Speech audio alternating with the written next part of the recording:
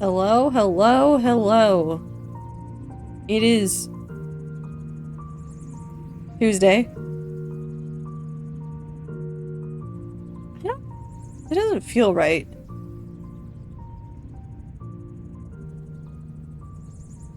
It doesn't feel like a Tuesday.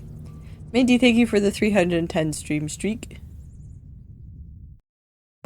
Ah. Sorry, Danganronpa scared me.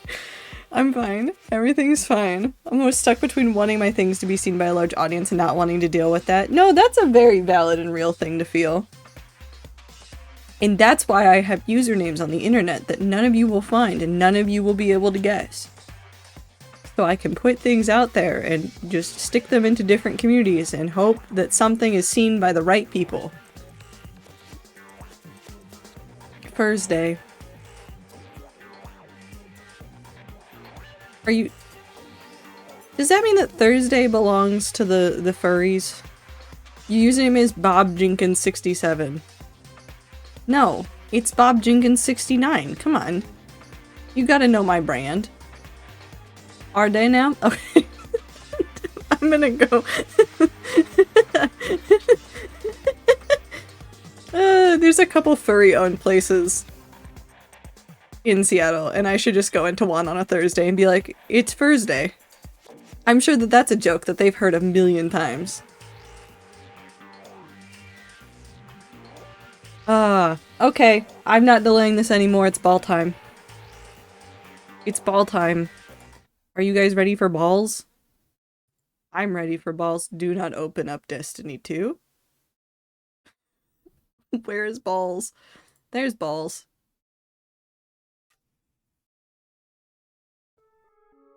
My computer was like, it's Destiny time. No balls, only Destiny.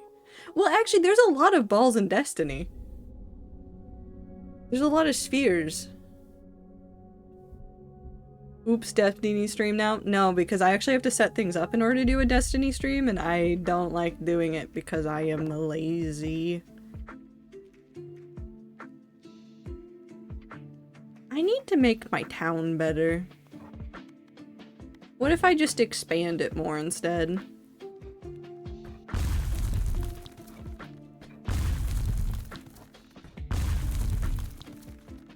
I feel happy now. Okay. I guess I could harvest everything really quickly. Oh no, there's buildings that need to be built. Hold on. You. Come here.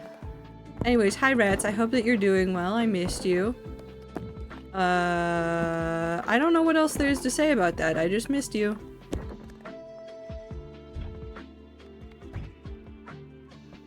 Anybody have anything fun going on? Lunch. Surely this will end well.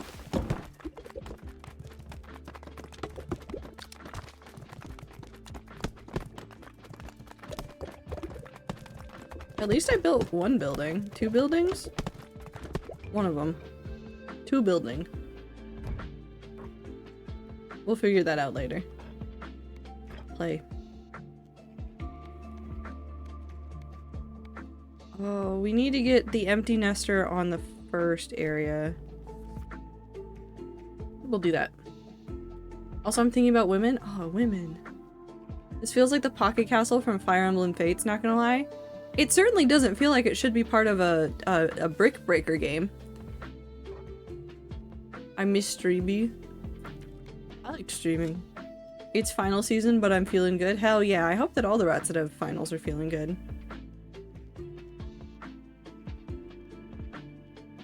Hold on, what do you mean 30% of the fanfics for Cowboy Time Space fuck is just one person? How are 40% of the fanfics just 2 people? No, never mind. I know how people are online.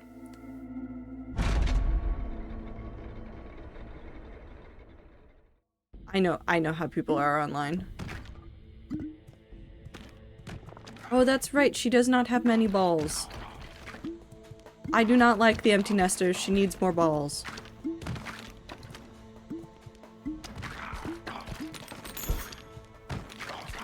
Disturbing lack of balls.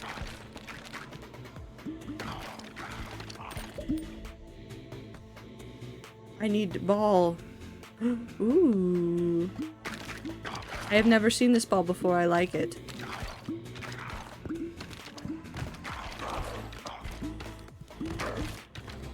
It's fine by me. I just want unhinged interpretations of my characters and people trying to predict the upcoming twists and turns. I mean, there's an interesting part of creating communities online, which is that you will never be able to predict how and where and why and what they are doing. The volume is still too loud somehow. Hold on.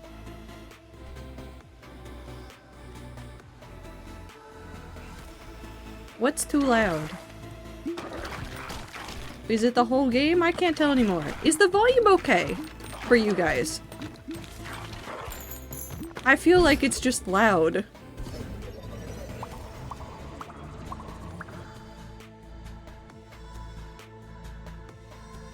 Oh, damn. They're about 560 fics. Minty, I live in the fear of how long each of those fics are, and I'm hoping that they're not that long. The writer for Cowboy Timefuck refuses to read fanfic. Less because of the, oh no, I will lose my original ideas, and more, I do not want to read your weird fucking smut. I mean, that's fair. Well, of course she doesn't have balls, her nest is empty. Awesome. Under 2,000 words on average? Okay, that's much more reasonable. I was about to be very concerned. I don't want people in my mailbox in my fan community making far too long rants about what they think is going to happen in the next book. I mean, that's the- I got sidetracked. That's the interesting part of community, is that you never get to decide what that looks like. You have a hand in cultivating it, but it's a little bit... Ooh. Damage all enemies on screen for 1 to 4 damage after hitting an enemy and blind them for 2 seconds. Oh, hell yeah. You get like a little bit of choice, but you largely do not get a lot about what's gonna happen. For better or for worse. It's like having a bonsai tree. Like, you can cultivate it a little bit. Well, no, because people really heavily curate their bonsai trees. It's like growing a garden. You put the plants where you want them, and you can do some, like, trimming of the plants, and you can try to keep them in their respective places, but sometimes the garden just goes like a little fucking nuts, and sometimes you get mint everywhere, and it's not really a problem, it's just there. What if a bonsai garden? I feel like a bonsai garden would be a lot of work. Because, like, the whole appeal of, like, a bonsai tree is that you really, like, take a lot of pride in taking time to take care of them.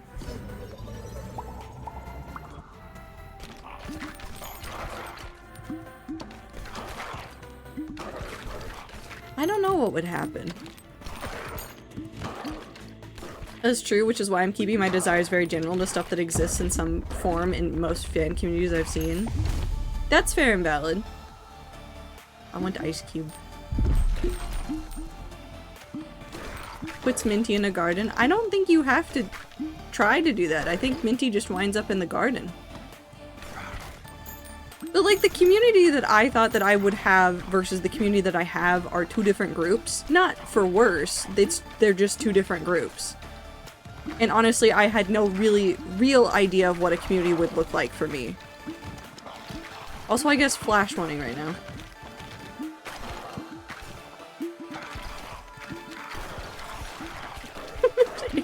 Jesus.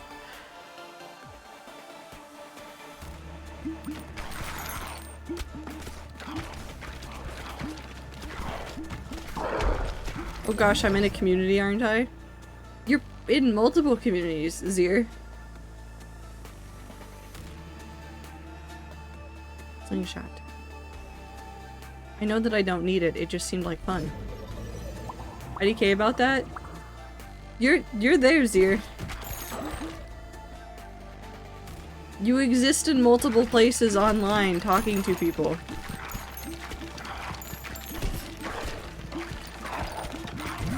Okay, but what about Aether's community?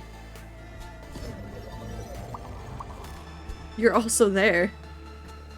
That's multiple.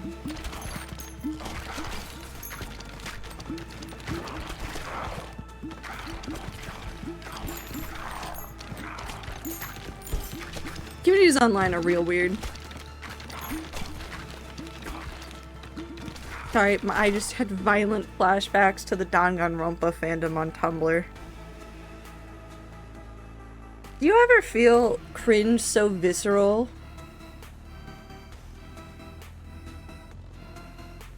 That okay, I'm fine. Danganronpa from the early 2010s can't hurt me because it's dead.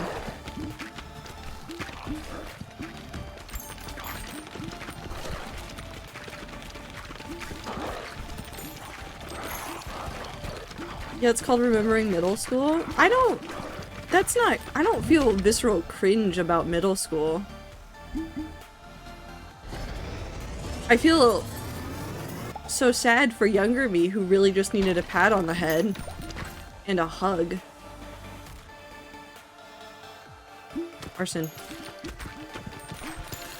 I tangentially existed in a bunch of fandom communities without actually fully interacting, and that's actually a fully valid way to exist in communities.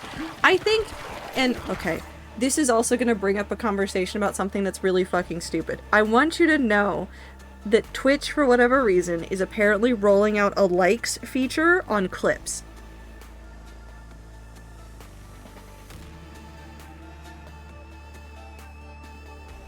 A what? A likes feature, a thumbs up button on clips. So I think about communities a lot, and likes plays into it.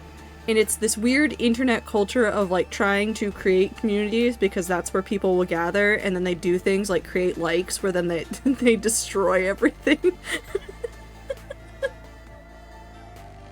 The internet is this weird place where so many things exist, but Twitch has been making like a concerted effort to make things feel like you have to interact and you have to do more. I will forever stand by the fact that the online culture is deeply rooted in the lurkers. I stand by this. I stand by this. And I think that if a lot of websites would lean into the fact that people like to lurk, they would actually improve their websites. Going down the Facebook route again? I don't think so. I feel like a lot of things about High School Me, but mostly I just want to tell her that she's a she, to be honest.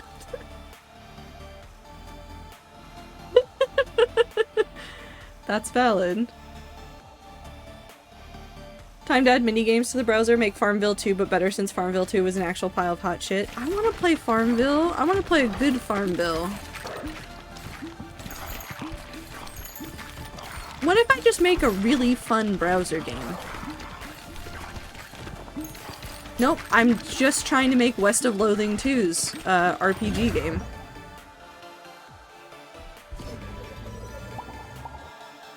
Gonna tell middle school me that he's a dragon. You know, there's worse things.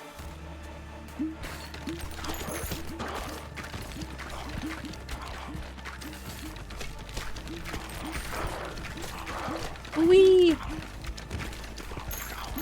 We're about to get another mini-boss. Mid-boss? Somebody.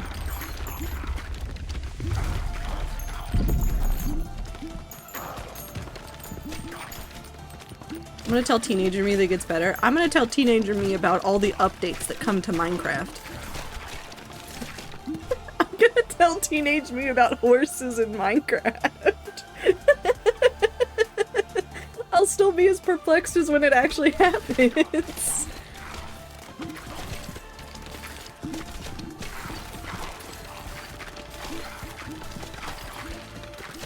Hi, Star.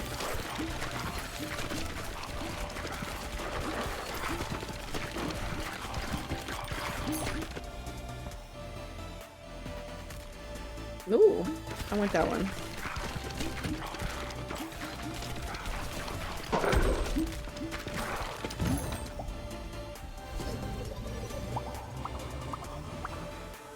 I'm also gonna tell Teen Me the winning lottery numbers. I don't think Teen Me would know what to do with it.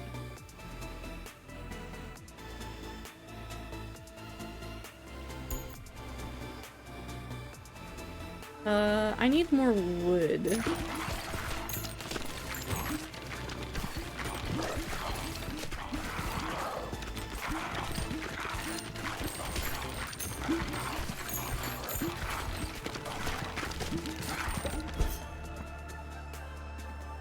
Wood.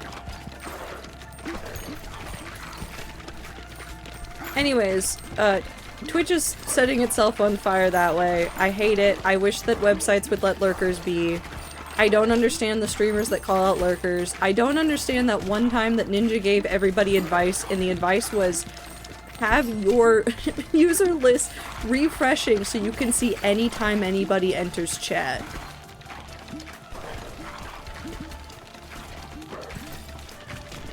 I hate that.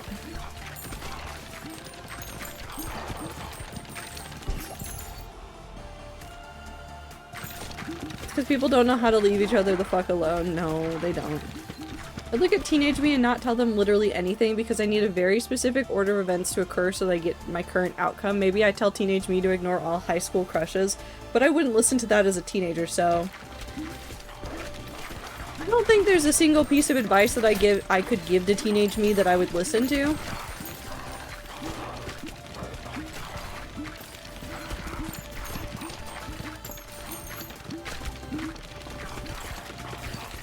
Some weeks I don't think there's a piece of advice that I can give myself that I will listen to, and I'm not in my teens anymore, so... Ghost and Wraith. No, Ghost, Wraith, and then yeah, that one. Flash plus Wraith. Cool, I freeze everybody now. I want a rock. Advice is just spoilers for life, I don't need them. That's true too. Although, I do still do this thing, and I don't... This might be a hot take. And I don't think I've talked about it excessively here. I don't remember where this started and why I do this, but I still do this. Sometimes I read the last sentence of a book before I start it.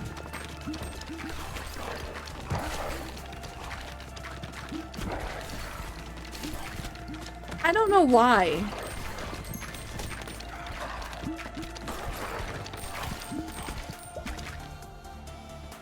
I could not tell you why I do that. I just know that it's a thing I enjoy doing. And you know, sometimes the spoilers are worth it. Sometimes the spoilers make it more confusing.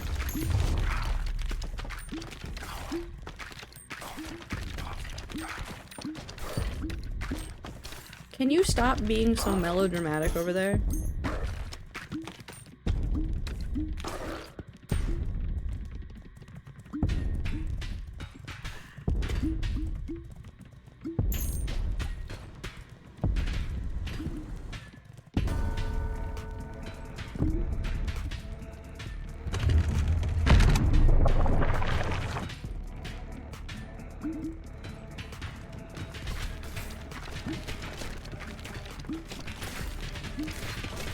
And that folks is how she died. Listen, there's some books where the title is basically "And Everybody Dies."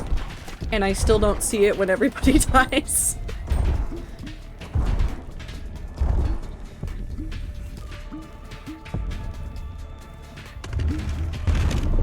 Like, if you told teenage me that I was going to become a teacher, they would literally tell me to go die instead. If I told them that comp sci was not the choice, they would tell me that every adult I looked up to was praising the choice, but I also needed to get to that college so that Knife Fight Friend would be where they are now, and so I would start using Twitch so much, and as much as that school killed me for a bit, is also the reason I am here like this.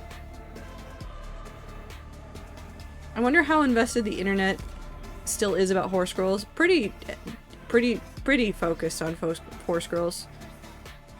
Read the first line, the last paragraph, and then a random page in the middle. Okay. There are weirder ways to read books than what I am doing, I suppose.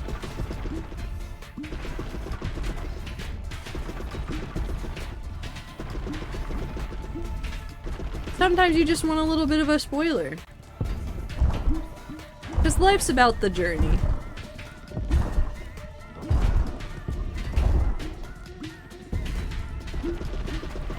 Yep.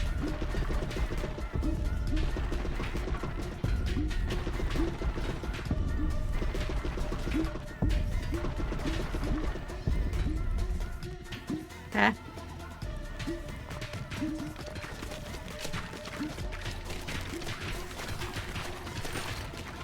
I dare you to die. Thank you.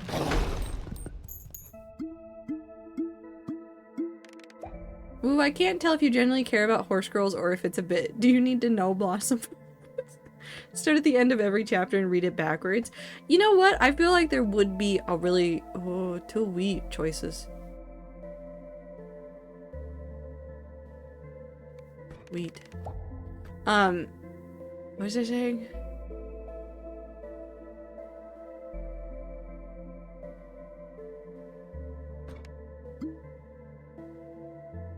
Nope, it's gone. The thought's gone. If I ever get bored while reading, I flip to a random page that I haven't gotten to yet and read 3 sentences. That way I am now confused on how the fuck we get to the sentence and invest it again. You know what? There are worse ways to live. I guess. I cannot build those. I did not have new house to build. I could... probably...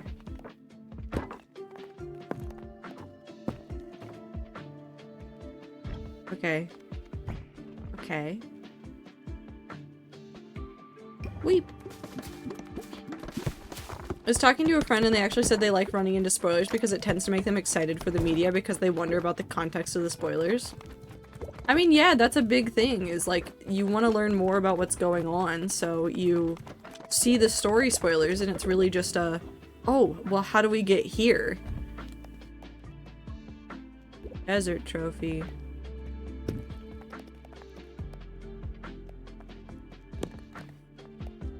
I need to now get things to build in there. Okay, so everybody has now gotten the first area done.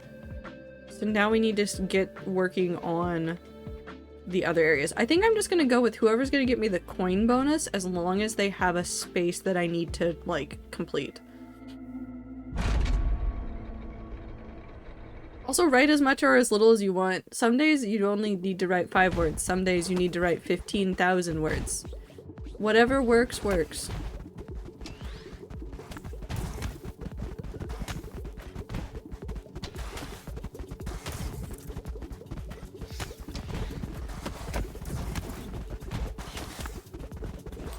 There's so many balls.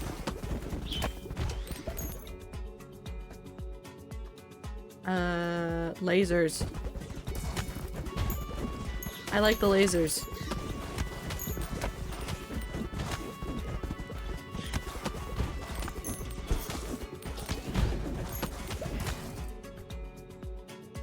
Ooh, I like this one.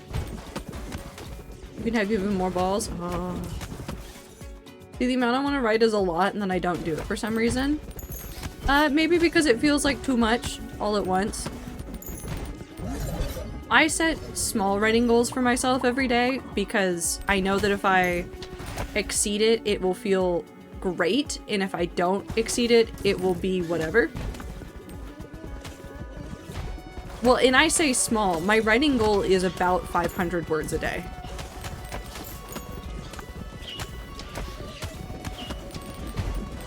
And for a lot of people, that is a lot of words still.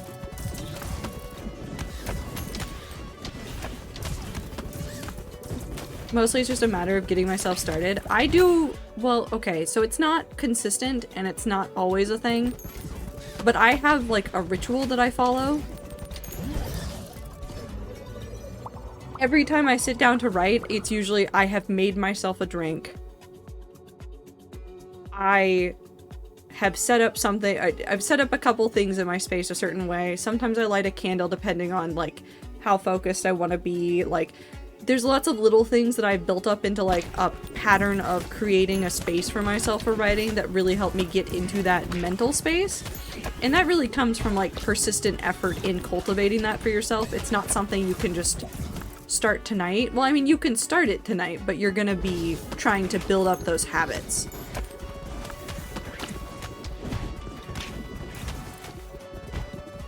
Okay. Did you actually go away?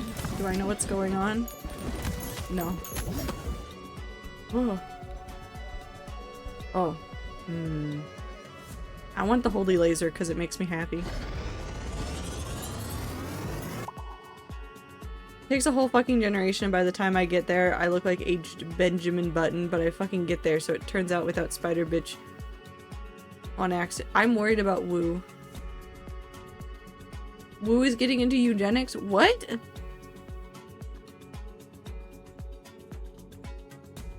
What's happened to Wu?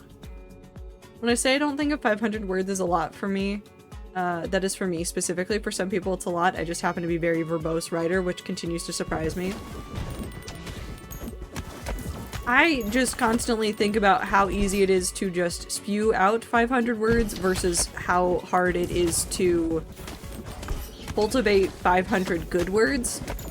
Because I can write shitty drafts all day, all night, but in order to create good worded things, it takes me like 4 or 5 drafts. And that can be hours and hours and hours and hours and hours of work.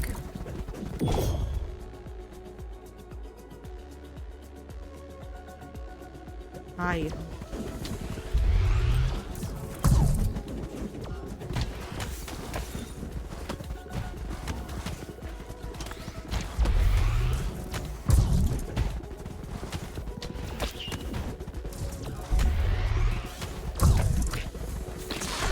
There we go. Ooh. Diplomacy Hall. Evolution. Yeah, sure, why not? I struggle to just raw spew. I have this aggressive need to edit as I write. I think it's an affection from ADHD and school essays where I knew I would not have the energy to make a second draft, so I tried to make the first draft passable. So there's... And I'm not going to say that you're doing the wrong thing. The best way that I can phrase this is that there's pros and cons to doing that. I have spent a lot of time, because I am also a perfectionist and have been that way my entire life about writing, and got very hung up for an extended period of time of my words were not good enough to put down on paper, and so I stopped writing. Just entirely for a period of my life. This was when I was a kid, though. This was not like when I was in college. There is a skill that comes with being able to just word vomit onto paper. It's not something you develop overnight. It's something that you have to practice sometimes. And I used to do daily writing exercises that were for like 3 minutes. I would just write whatever I was thinking about. Like no editing, no thought, just word vomit. And that does affect in you a sort of skill to be able to just spew those words out and then come back and make them nice later, because you're never gonna make a perfect first draft. Ever. And so it's better to get that mess of a first draft out of the way and then come back at it with the better changes later. At least for me. I find that it's not worth trying to, like, get it right the first time. Sometimes I say a really good line the first time, but I almost never get it right the first time.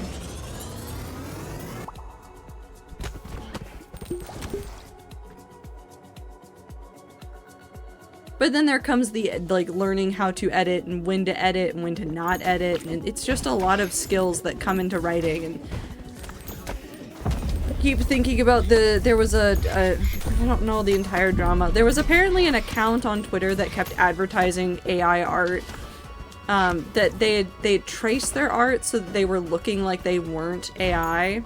And I keep thinking about them and everything that they were doing and how all these AI artists are going around being like, I can make art immediately, and I'm like, but that's not fun. You're not actually struggling with your art, you're just making bullshit to make the, like, bullshit. This is the most wild shit I've ever heard.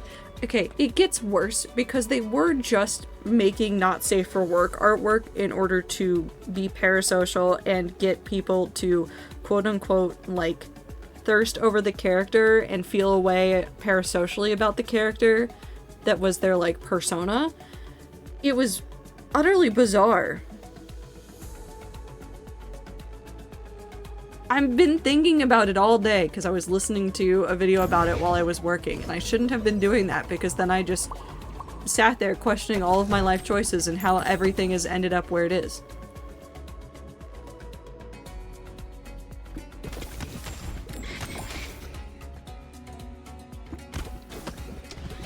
My new favorite thing is I put big X's where I kind of give up, but no, I need to come back, continue if I'm moving past the scene/paragraph. The other thing I do is just put, like, sentences to act as starters. Yeah. Very well, the first draft is not done by any means. Just getting myself to edit is often even harder than getting myself to write. I have a bad habit of redrafting more than just editing. All of these are just skills. Not that it makes them easier, but it is just skills that you learn over time as you, like, keep writing over and over. Learning to separate the drafting process and the editing process. I have to turn off my editing brain when I read published fiction. This is not a joke. I need to be incredibly clear about this. I can read professionally published books and my editor brain turns on sometimes and goes, that sentence is weird. It's horrible.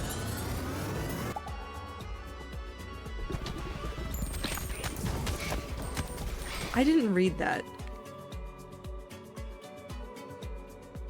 Ew.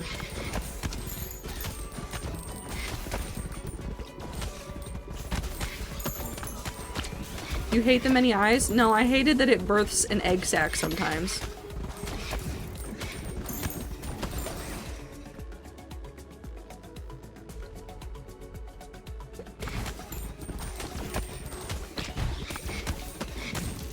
Picking up new skills is something I struggle with. Well, it's just another thing to work on learning about yourself and figuring out how you can best teach yourself new things. And you'll acquire skills over time. If you keep writing, you'll eventually fall into patterns about how you figure out how your writing process goes, and you'll keep learning.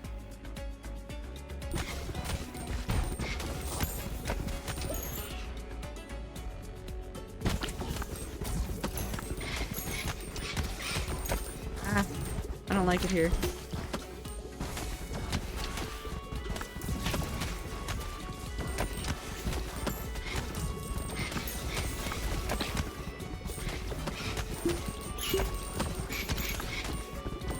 There's so much happening and yet nothing happening. Are you sure there's an even worse evolution if you already hate the sound of birthing egg sacs? It's not that I hate the sound of it. I just hate the sentence.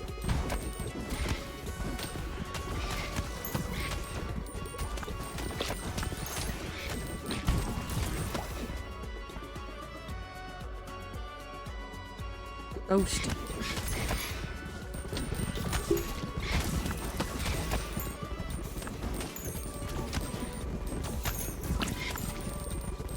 A Wig board. A Luigi board. Do not try to break your sack wound. It will not result in more falls. What a horrible sentence. I'm very good at getting to the end of being a beginner, and then getting through intermediate is a lot of just practice, and that kills my drive for things, unfortunately. I'm still figuring out how to get past that. Is it possible that you're getting stuck in the, like, spot where your perception of your skill is better than your actual ability to do the thing? Because that's a really common thing for artists, and it's a really common thing across many other things, where you understand the theory well enough to be like, I know what I'm doing wrong, but I don't have the skills to fix it.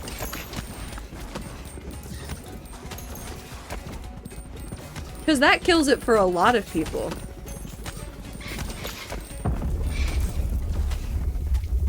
Like a Dunning-Kruger effect for your own abilities. Yeah.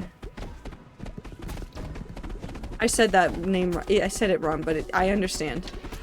Huh? I do not like the lasers.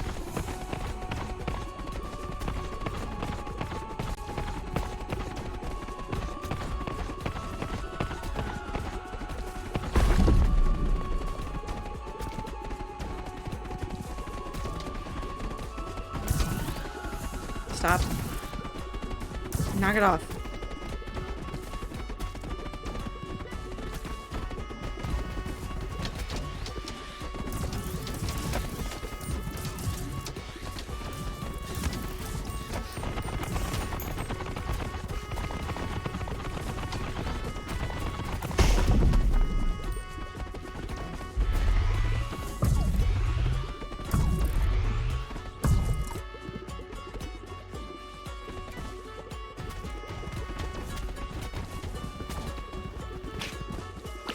I hate these plants.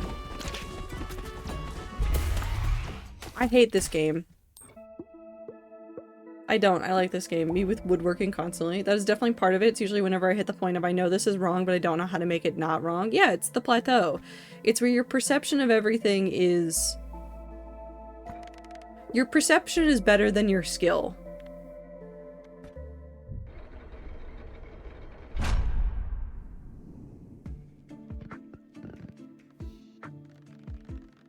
What can I build?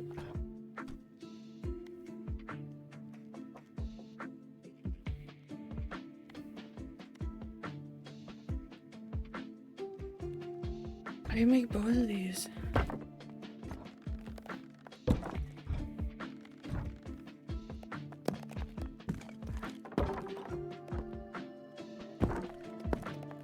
Hello?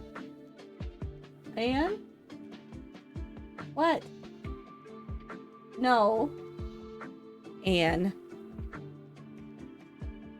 No.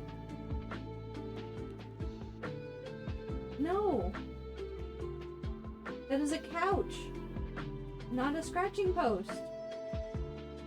I know. What? Hi.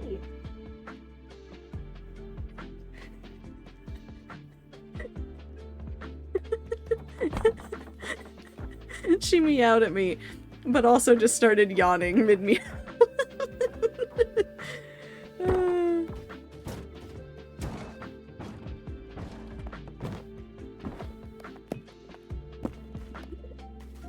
She's so stupid, I love her.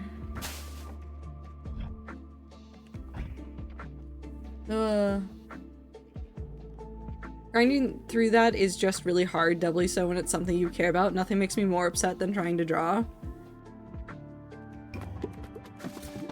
I think it's one of those things where you either learn to make peace with the process or you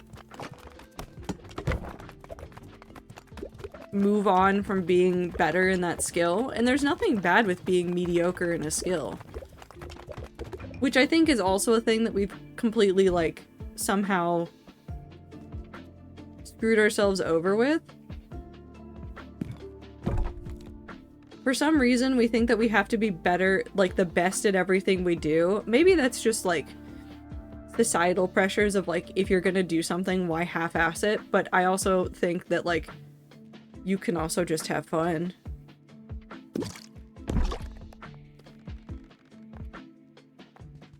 you could just have a really chill time. And that gets a little bit lost sometimes. Okay, back to the desert. I'm just glad of all the things I do. I don't ever really get that way about writing, which is very important. Make sure that you keep those spaces comfortable. Some things it's the process I enjoy, the final product or whatever is a side quest. Yeah.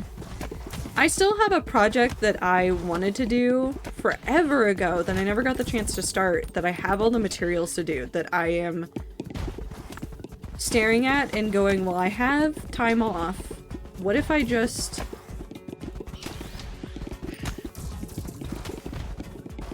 What if I just, like, fully tank this project and see what happens? Not about it being perfect, because the thing is going to be an actual physical item that I make, and it's a lot of various skills put together into one, and some of them I'm not that confident in, but we'll see what happens. Are you sure you don't want to download this on your Steam Deck? I mean, where would I play it on my Steam Deck? I don't take my Steam Deck to work right now.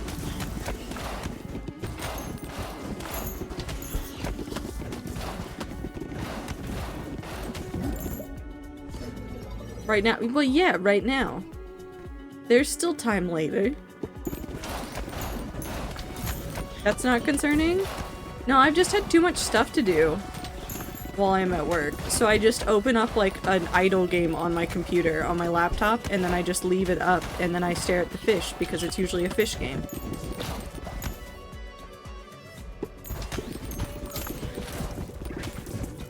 And so far, nobody's complained about the fish game.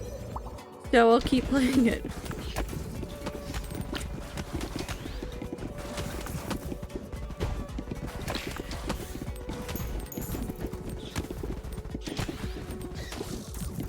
It's either this or I start playing Balatro on my phone.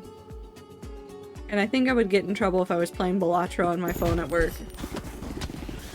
Actually, I think with writing it's because I'm good enough to make things I like, which is really all I care about. Getting better at writing is nice, but even if I don't get better, the process is fun too. For drawing, it's just not the point where I enjoy it, what I'm drawing, so it often feels like hours of work to make something I don't even like. I mean, that's how I feel about cooking sometimes. Do you ever just go through all the effort of trying out a new recipe and then you make something that's so dog shit and you're like, I made this. I did this to me. And there's like an intense disappointment. I shouldn't have taken that one, but it's fine.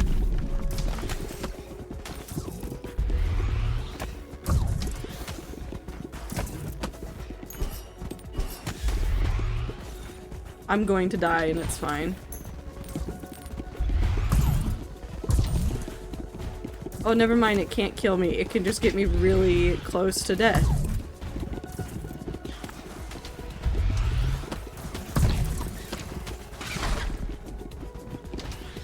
It's fine.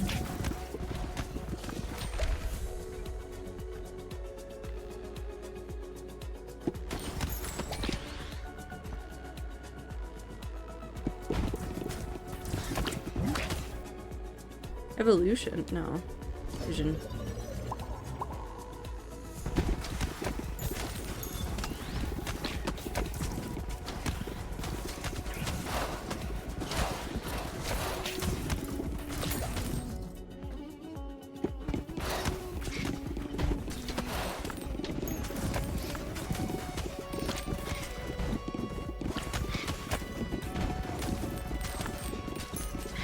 Hold on, I'm focusing because I'm really close to death, and if I screw up, I will die.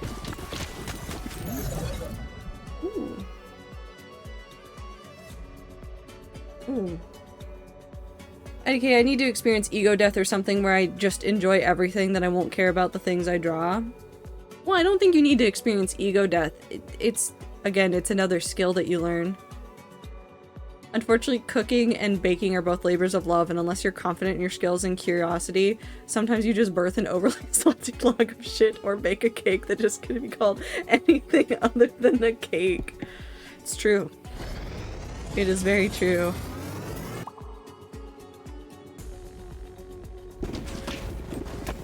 Sometimes it just sucks.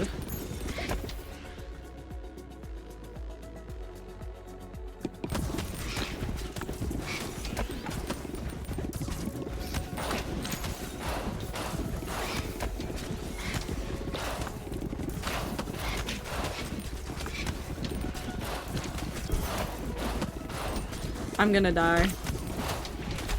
I did.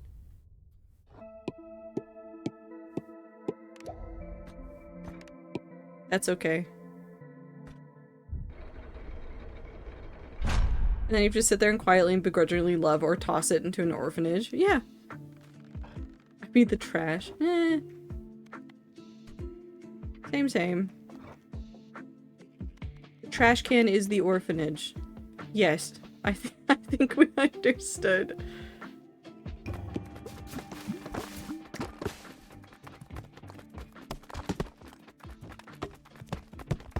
Okay, we'll see if that nets anything. If it doesn't, it's fine. I did make a nice little loop for some of them.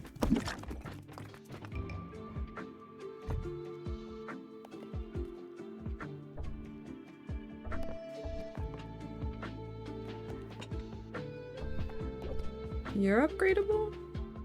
Oh, upgrade.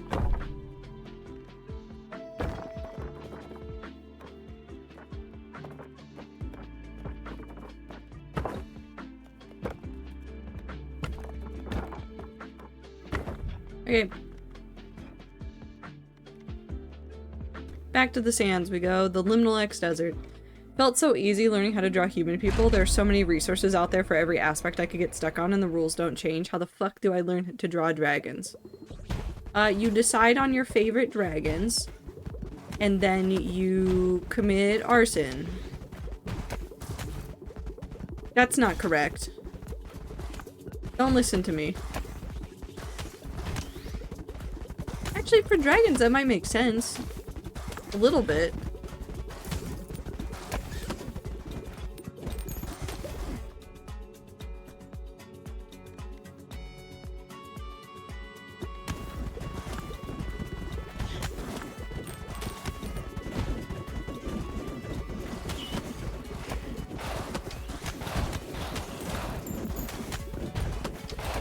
Whoop.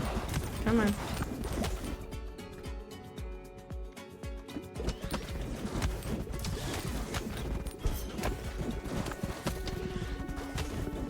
I was gonna say something in conjunction with what you said, but I guess I can't say it now that you've taken it back. What did I... You can still say it. Need a fire pit and a sketchbook? You could use charcoal. Charcoal has the spirit of fire in it.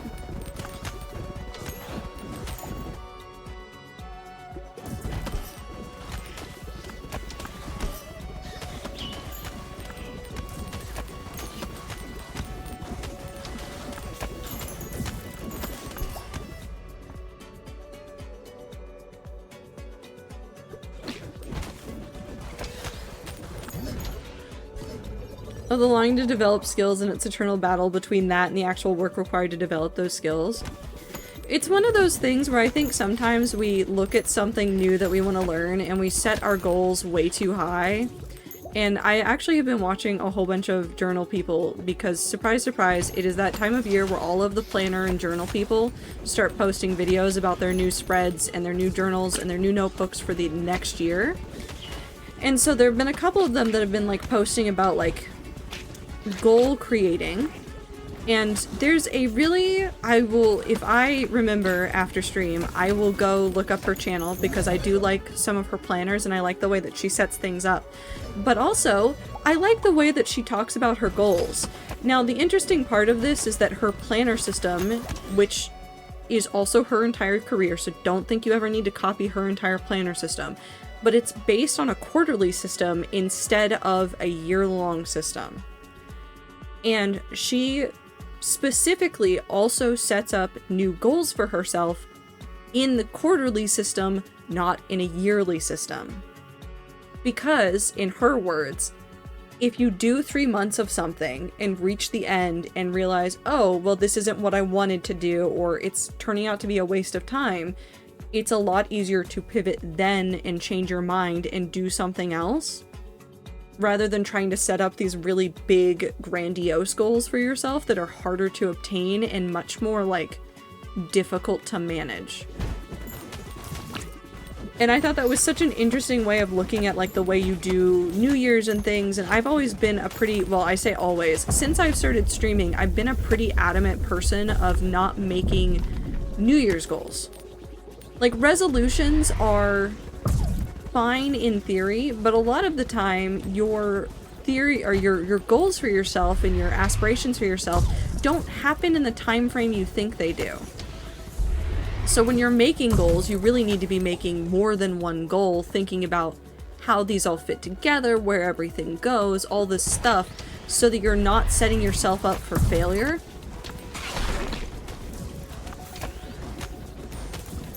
Because you can make a really big goal, like, I want to write 3 books.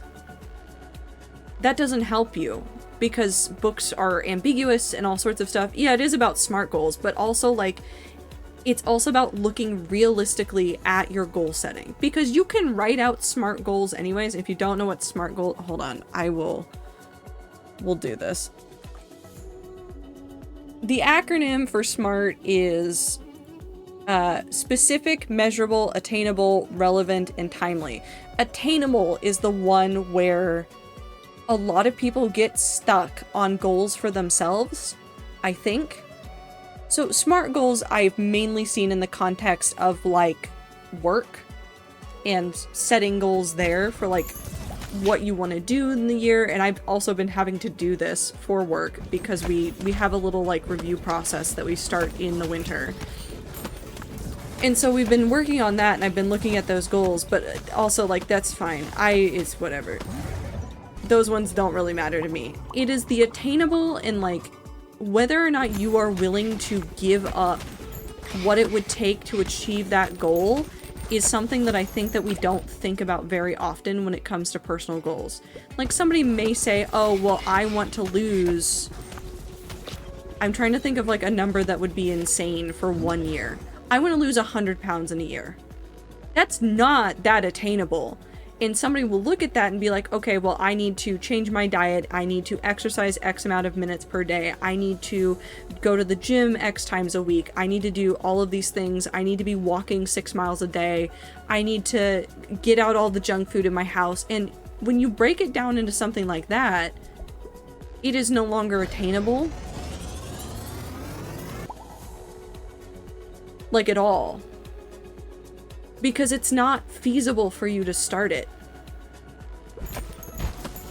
It causes you to, like, give up too much at once. So making smaller incremental goals, you can keep in mind the bigger ones, but making smaller incremental goals and seeing how those changes to your life work out on a shorter term basis is probably a safer way to check out those changes. So, like, being like, well, I want to make self-improvement, so I'm going to start walking. And then instead of saying, I'm going to start walking 6 miles a day, because that's a lunatic behavior, because if you're not walking at all, that's nuts. You step it up with, be like, I want to walk 2 miles a day for a month. And then you keep stepping it up, or you see where you feel comfortable doing more and all that kind of stuff. And then you see if that change is a good one, or if you need to pull back that change for your other bigger goal. And I don't think, for personal goals, I feel like a lot of people lose sight of some of that price that a lot of things come with. I see a lot of people set up pie-in-the-sky dreams for themselves, myself included, and just absolutely forget that they have, like, other obligations.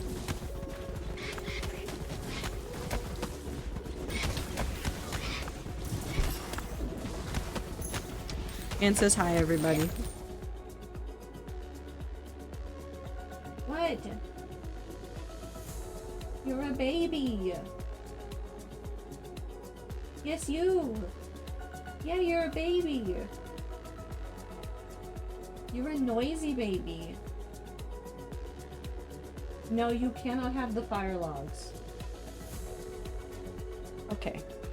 Well, she's thinking hard about this. Do you still have treats? I don't have treats that I can give her right now.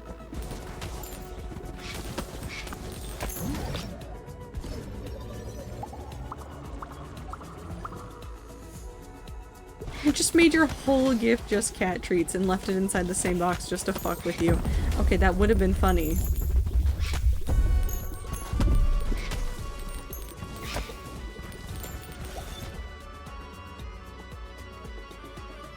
I want wheat. No, Anne's already had plenty of food today. She does not need more treats.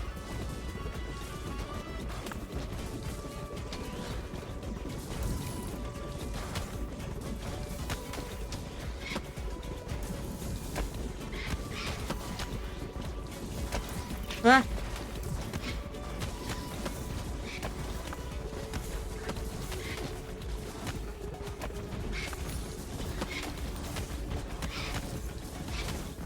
Come on. How did that one drop first? What the fuck?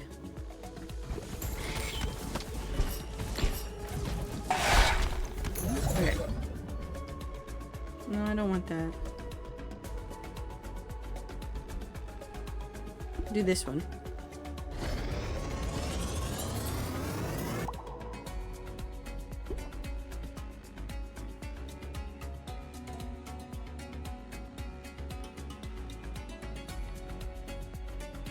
I want poison. Okay. Boop.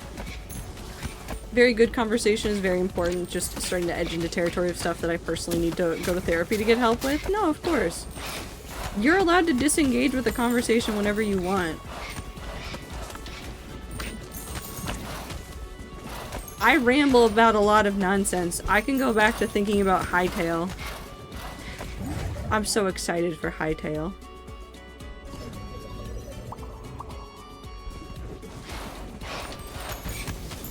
The pre-orders start this weekend and I keep forgetting that and then remembering and then getting super excited. Also, ads are starting in a minute.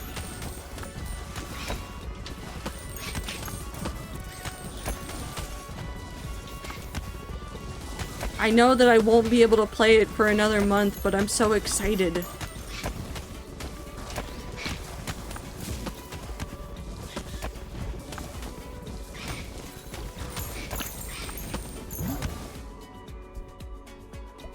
You reminded me that I need to order a figurine I don't have money for right now. That sounds like you don't need to order the figurine.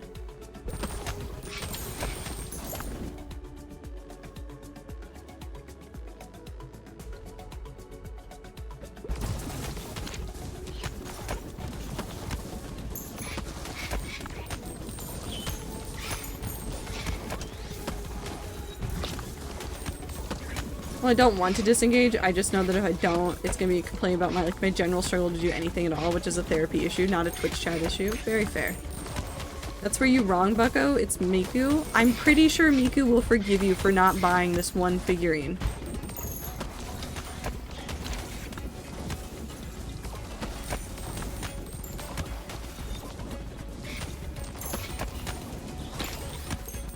Have you heard about our Lord and Savior, Miku Hatsune?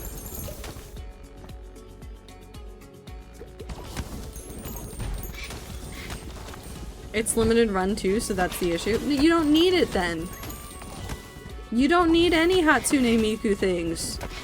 You just like Hatsune Miku. Hatsune Miku is not real and cannot hurt you.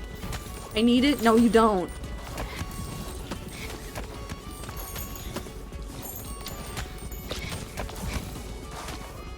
If you don't have the money for it, you don't have the money for it. Ads are happening. Hello, people that are subbed. You get to hear me yell at Woo about not needing a Hatsune Miku figurine.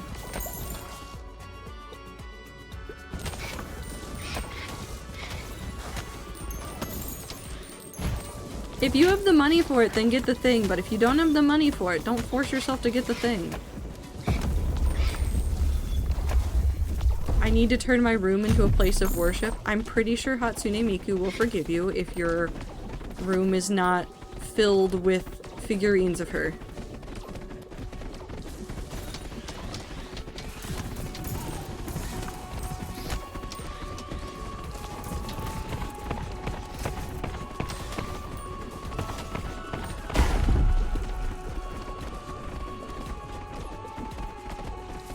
How is what happening?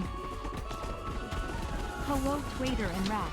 I don't know what's happening since I just got here, but Hi, we Ibit. don't need another Hatsune Miku figurine. Save your money, but also you're an adult, LH.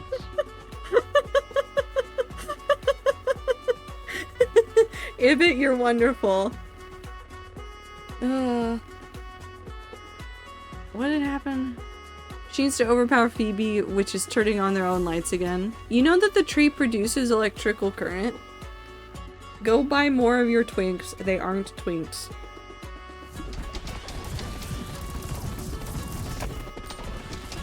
Is this about the characters that you posted in the gaming channel? Because if it is, I might be on Woo's side a little bit.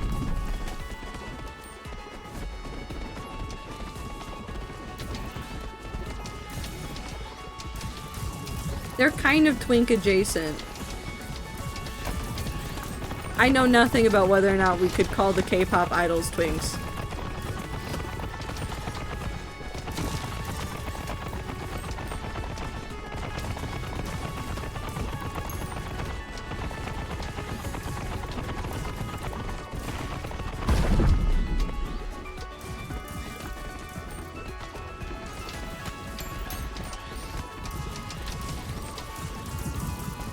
How did I escape that? How did I escape that? How did I escape that? How did I escape that?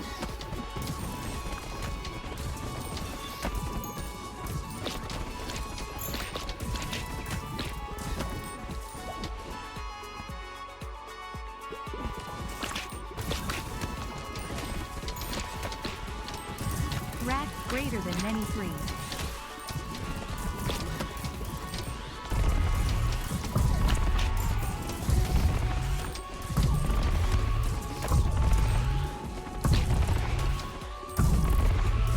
Come on.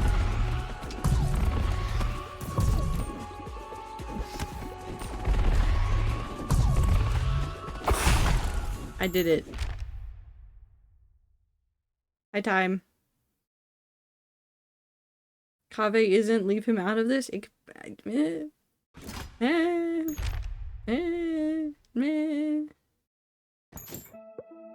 Okay, I'm gonna say hello. I sprained my ankle at work, so I'm gonna go lay down and elevate it. Have good time zone. Take care of yourself. I hope it feels better soon.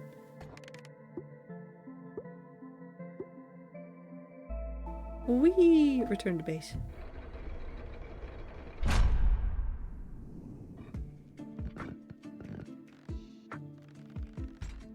I hit the wrong button. Hold on.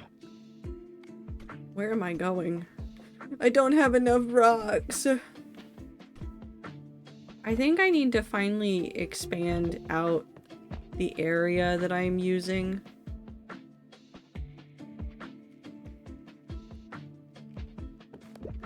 For bonking things. And nothing's ready for...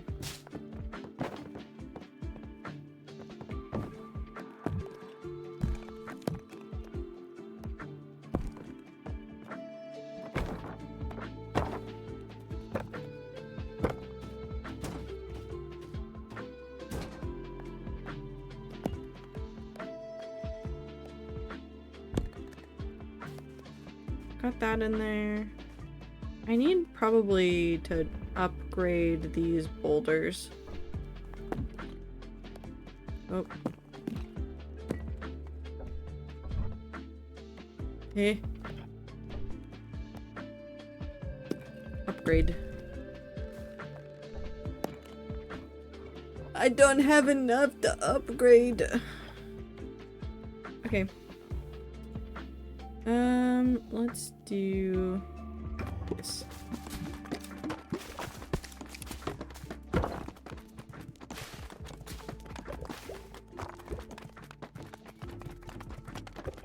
Okay, they're fine. Barrett, play more Currency Wars. I want to see how far your brain explores. I did. I'm an amethyst now. Should I be worried about that? Also, I do want to say I'm really glad you started up Rats Make Things again. I anticipate it's going to help me in doing things a lot. I want to add another day. I just don't know if I can comfortably add another day. So. No, it's a game within Star Rail. Okay. This is the same way I feel about you playing Bollocks Pit. I want to see how far your brain wiggles. Okay. I feel concerned. How it crinkles.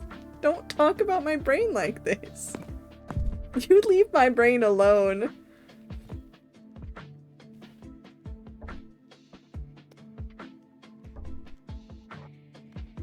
Play. Okay. You need to do the Liminal X Desert. I mean, hypothetically, you could make it an event if you personally can't attend. I mean, I have it as an event. It's just there's something wrong with Discord that I need to go sit there and try to iron out, and I did try once, and it never worked, where my events don't auto-start. They at least haven't done the thing of if I start them, sometimes they decide to kill themselves, and I can't tell you why. Because they used to do that. Like, I would start Rats Make Things, and then Discord would be like, yeah, you get 5 minutes of this, and then I'm canceling the event. So, I need to go see what's going on with the auto-starting, and see if I can just set more up to just go. We'll see.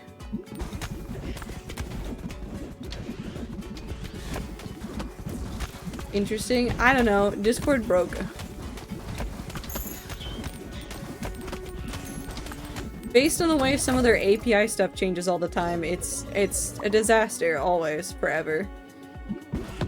Oh, he gave me bombs! What a lovely philosopher who gave me bombs.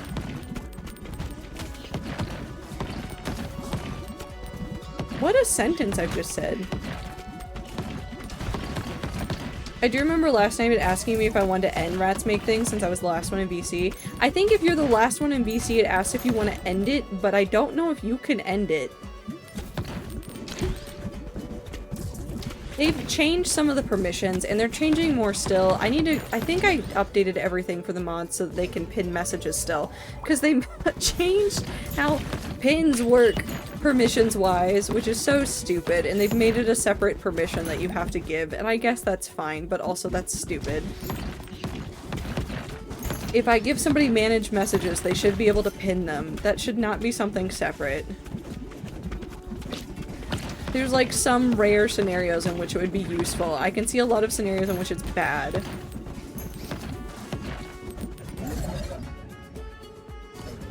I think it waited the 5 to 10 minutes, so I did say for it to end. Oh no, I ended it.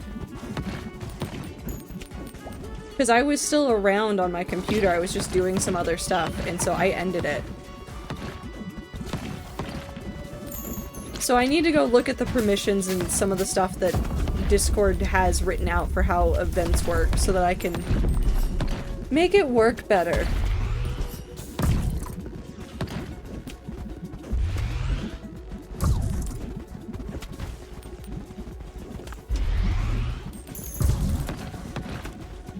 Because I also don't want the event to be something that, like, the mods have to be there for, although I know several of the mods really do enjoy Rats Make Things.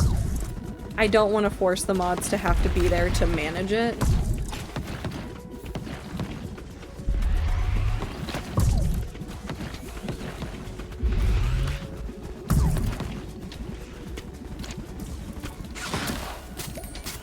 Ow.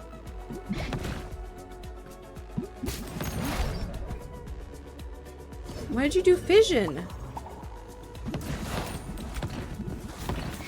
Why are you the way you are, philosopher man? I'm excited for Rats Make Things being back. Yee. Once I iron out some of it, it should be easier to manage as like something that even I don't have to be there for, although I also like co-working time, so it's very nice.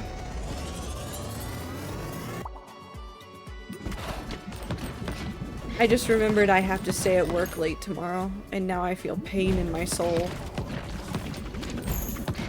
What if I don't wanna?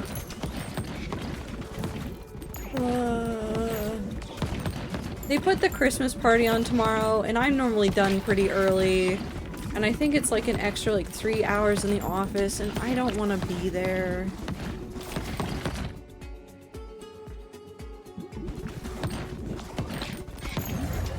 What if I just run away? Hi, Spider.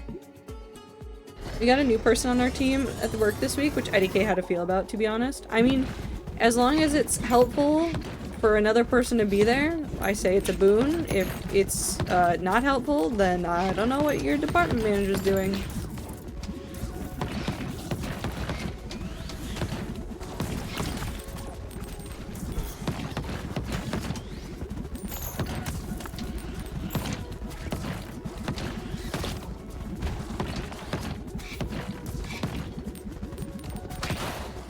Yep.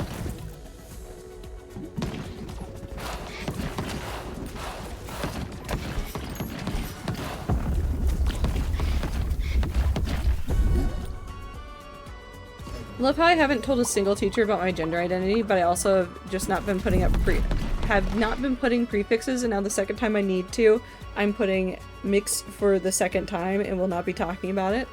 I'm sure the teachers don't really care, or if they do, it's not really their space to care about it.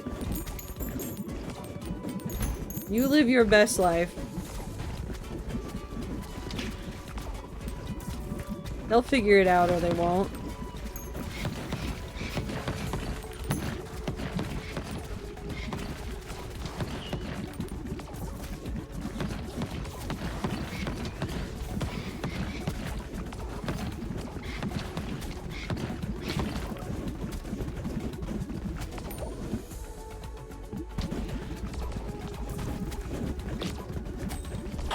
It's definitely helpful for my manager. Our work is pretty atomized. Well, I hope it's good for you as well, and I hope that the new team member is a decent human being. If they do care, they can get over it, to be honest, yes. There were 2 candidates and I had slight preference for one, but not because I knew anything about them. I was just hoping to not be the only woman on the team when I eventually come out. That's valid. Balls dong? I don't know what you're talking about. I don't know what I'm doing. The philosopher has done something to me.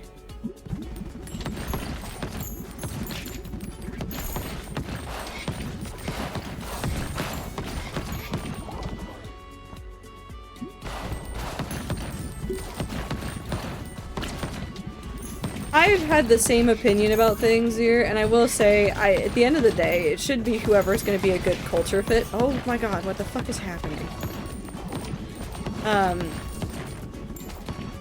I had an opinion about a coworker previously, where I really wanted another person of a different gender identity, because there's lots of men in the places that I've worked.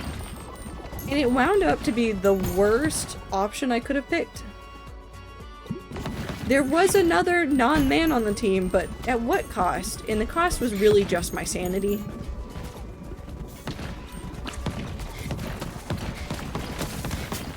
That's fine.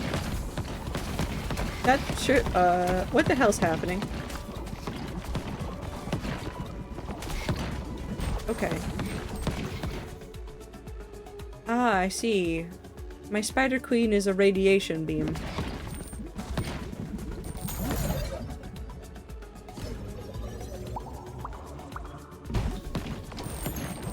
What an interesting time.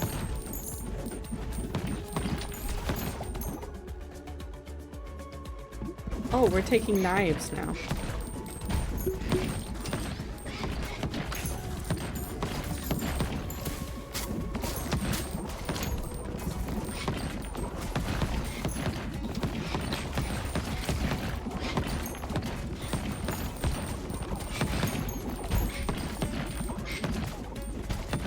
Bringing knives to a fight about balls? I mean, depending on the kind of ball, knives seem to be pretty effective against them.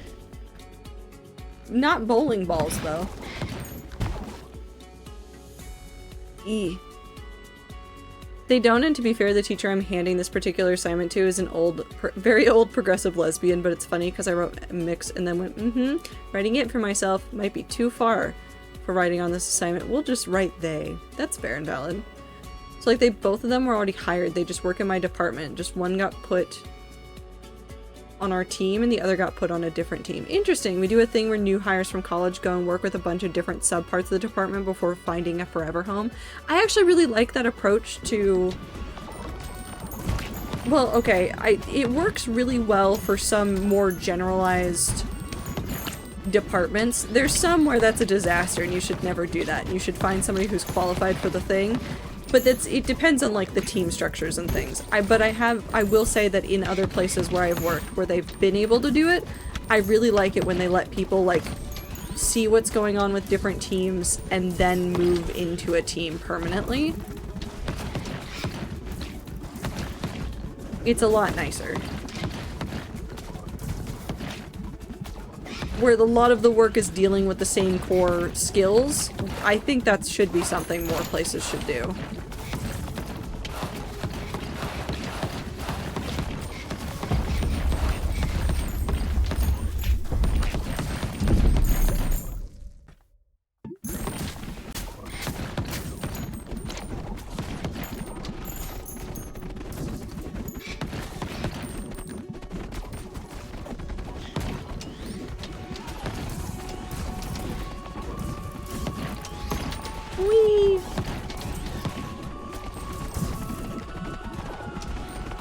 Development has the same system. We used to share with development, but then literally no one had to go to our department, so we made our own program.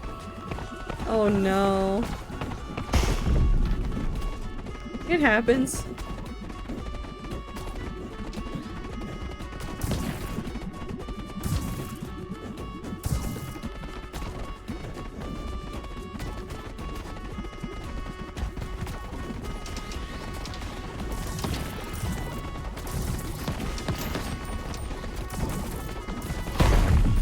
Ah.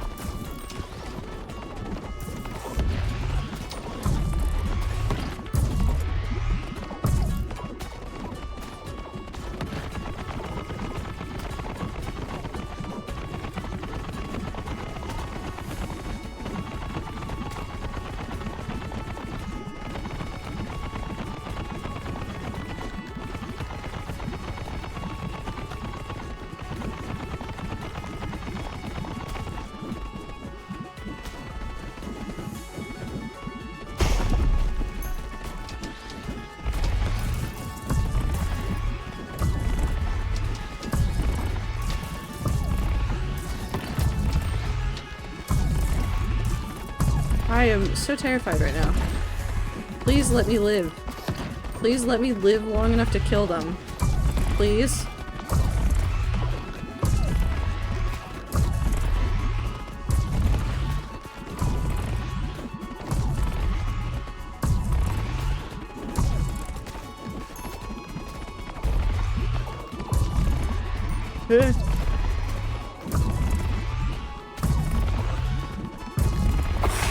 I did it. Development, no, I read that one. Which, like, valid, we are just overpaid QA, and I understand the appeal of dev. Dev can be fun. I feel like there's definitely people out there that get, like, there's no wheat, no, there's no wheat. This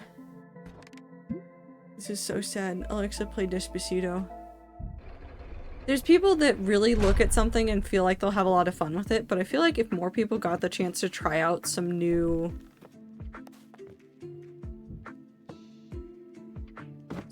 departments, they would end up finding jobs that they actually probably really liked.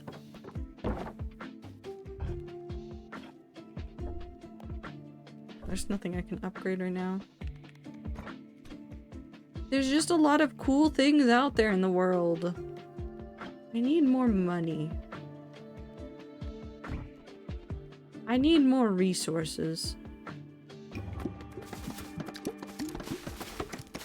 Because I found some people that have become very content with a job that most people would think is very unglamorous and unfun, but because they're just the right kind of person for it, they wind up having a lot of fun and finding a lot of, like, value in the work that they do. Like, it's very satisfying on a personal level and maybe on a professional level, or at least for the space in which they work. They get very, like, into it and they're very happy with it, and then they get very niche into their career, and it's very fun to watch from a distance. More to the desert. I'm happy where I am, but only because I feel it's way easier to fake the amount of work I do than it would be in dev, which is useful as someone with can't do anything, sometimes ADHD, which is to say I just don't do anything at my work, just sometimes I procrastinate more than I think I could get away with in dev. There's so many things I could say about the places that I have worked and the things that I have seen, but some of them I'm not public about, and some of them I don't want to out people. But trust me, I've seen a lot of places where a lot of people have gotten away with things that theoretically they probably shouldn't have. Not that all developers are lazy or don't do anything either. I just feel like there's a number of devs that I have met, or software engineers that I have met, that do their things in chunks. So, like, they'll have, like, a couple of weeks where they, like, are kind of just out of it, not feeling it, and then they lock in for a week, and then they get everything done that they needed to for the month. And it's fine. And as long as you have a work in which that is fine and supported and nobody's gonna get mad at you, go nuts. I don't care. There's obviously some places where that's a no-go. I know some people that work in places where I'm like, if you tried to be lazy, you'd get called out in 2 seconds.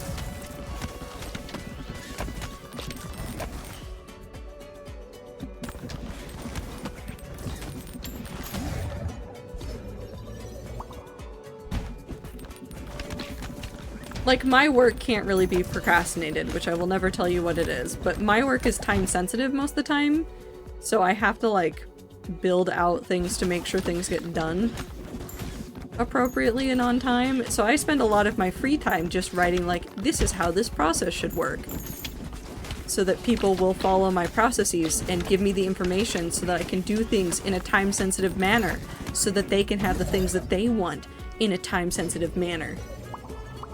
Can't wait to have my prep periods that get taken away from me. /J, one of my classes had a long discussion about unions and what you often are entitled to as a teacher.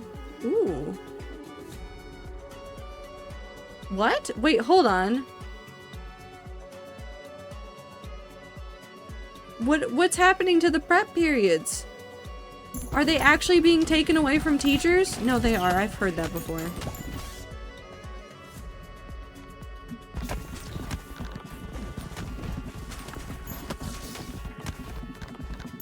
I don't understand places that just want to, like, min-max teachers or doctors. I don't get it.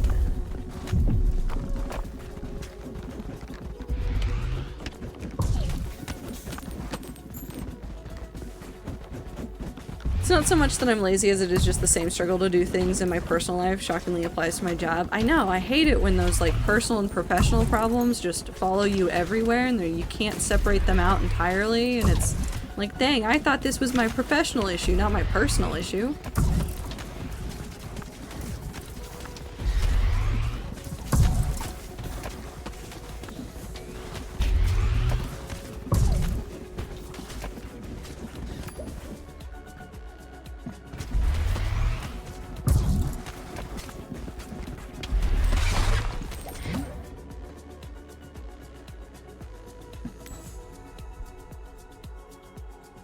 I want spiky. A lot of times schools are giving teachers less and less prep time instead of having teachers teach an extra class period that even 10 years ago, or have to do more duties like lunch monitoring. I knew about the lunch monitoring one. Why are we trying to min-max our teachers? Now I'm just thinking about the Kansas, Arkansas Vine, and that's America Explain.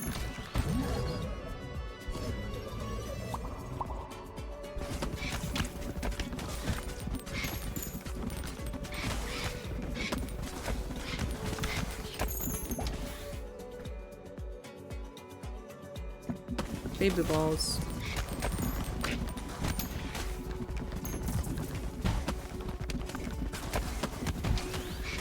The discussion I could go into right now about the teacher stuff and all the frustrating inactions being taken, but all my information is from very current events in my province, but I do have opinions, they are there.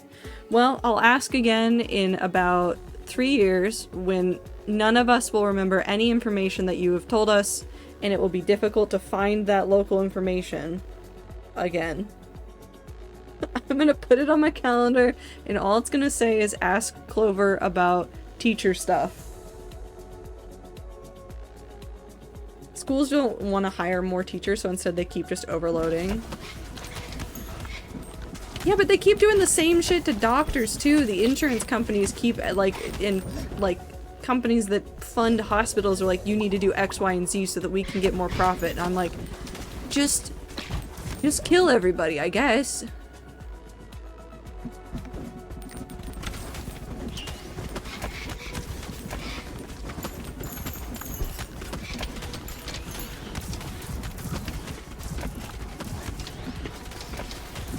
My dream is being able to quit my job and spend my life making things I enjoy. I mean, you're working in a tech job. If in 5 years we hear that you've decided to quit your job and are moving off into the wilderness to have a farm, no, I wouldn't be surprised.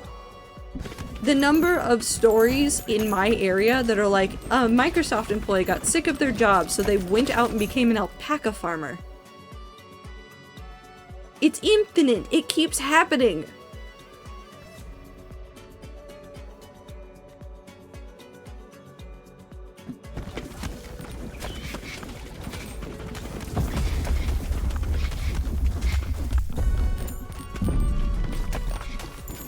I guess it also happens with the Amazon employees, but most of the Amazon employees I know go through extreme burnout and then No, they also go live out in the forest. Never mind.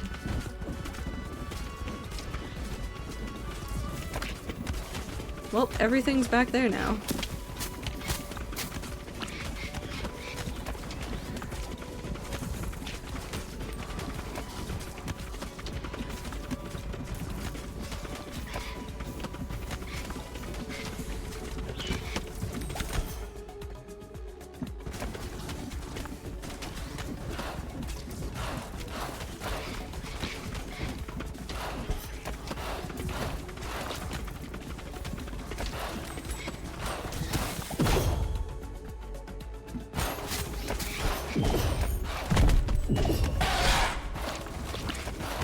Come on.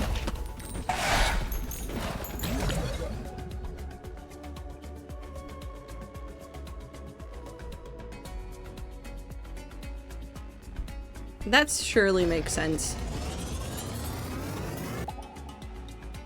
Whoa. Like, fun fact, my dad's English department hasn't hired a single new teacher in the past 5 years, but guess that what 2 teachers have retired in that time. My dad is retiring next year, and the district has already decided they are not filling his role either.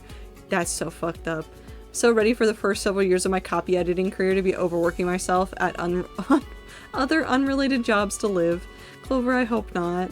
To be honest, I wanted to make video games for a living, but the video game industry is yikes. I mean, every creative industry is yikes. Hi, it's me, former Amazon employee. That happened to me, except I didn't get to live out my dreams of being in the wilderness. There's still time for you. No, actually, no, I should not encourage that in you because you are a chaotic gremlin. And you would.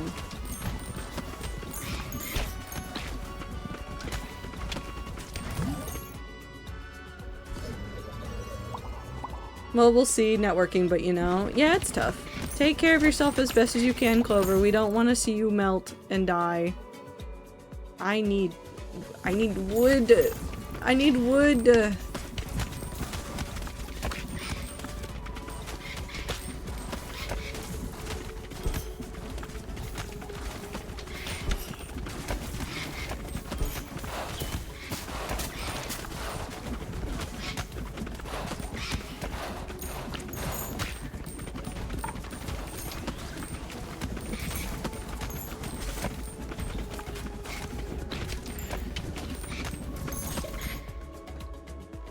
Wood. Wheat! That's fun. Have you tried cutting down a tree? Let me just get my fist out. Bird was offered burger? Oh, hell yeah.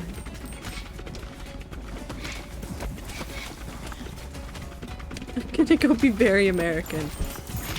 You live your best life, Minty.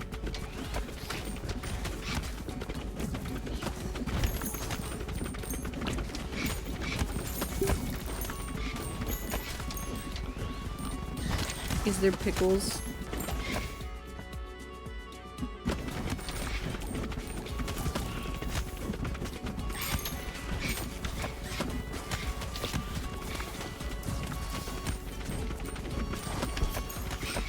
I need to spend more time making things. You could do that right now, Zier. I know it's late and you might be trying to go to bed soon, but you could do that right now. You could make things right now. Are there pickles? See, doing great at that copy editing thing. No, no, no. You're not working right now. You don't need to know how to write.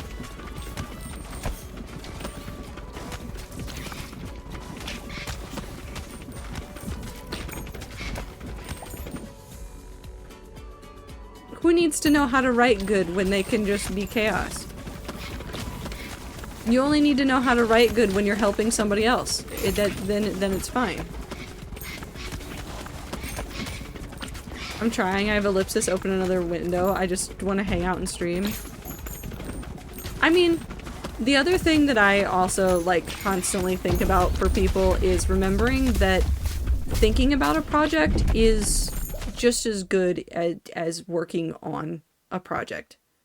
I know it doesn't always feel like it, but it is.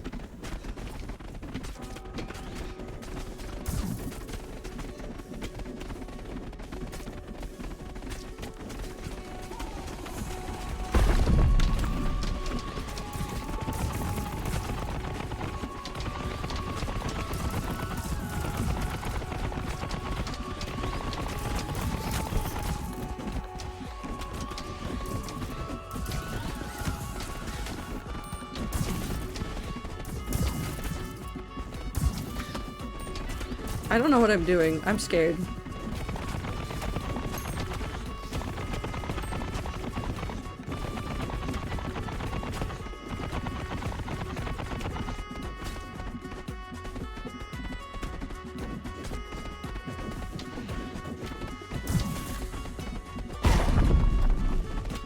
I also need to just start going to bed earlier so I'm not damn tired all the time. It's the urge to be up at night when nobody's demanding anything from you and you can do things without the fear of somebody suddenly showing up and asking you to do 50 things like you would during work, and the need to get good sleep.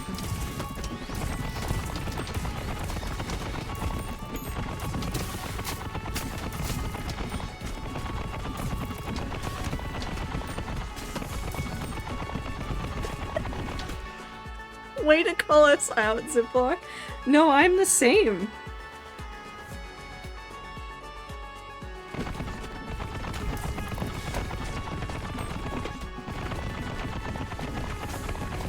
I'm pretty diligent about my work during the day, but goddamn, as soon as I get home and there's no need for me to be doing anything work-related, I don't want to be doing anything work-related. And my brain goes, look at all the things I could do. And then I do a bajillion hobbies and I finish nothing.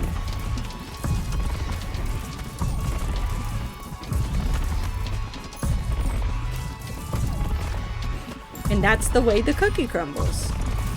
I want cookies.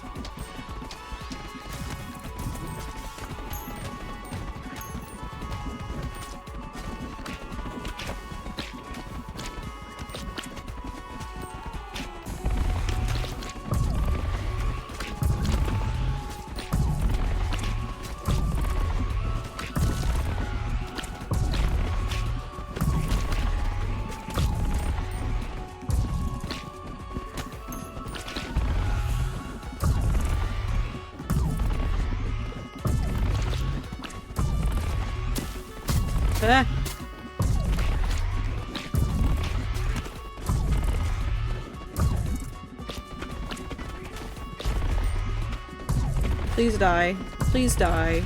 Please die. Please die. Please? Please? If I say please- okay, okay, we're fine. It's the fact that bedtime rolls around and I think about my day and go, is that really all I did today? And then I feel bad because I feel like I should have done more. No. You don't have to do jack shit. Well, I mean, you have to do some stuff in order to make sure that you are alive and living, but never think about it as... Don't try to quantify your productivity. Because productivity on different days looks like different things.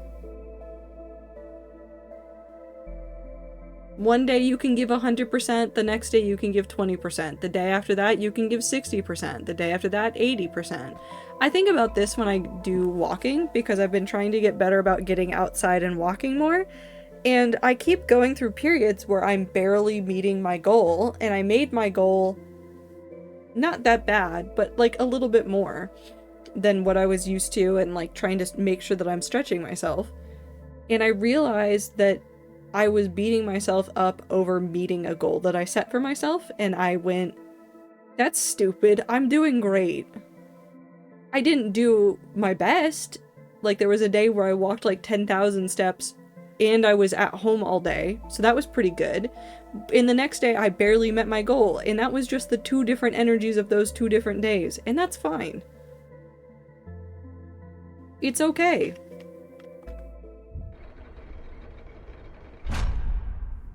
Except that's why I wake up at like 6 AM even though I don't gotta leave until like 9. I do a lot of my no pressure me stuff early in the morning when no one would think to approach or ask anything of me. Oh, see, I'm not functional in the morning, so of course I put my high octane,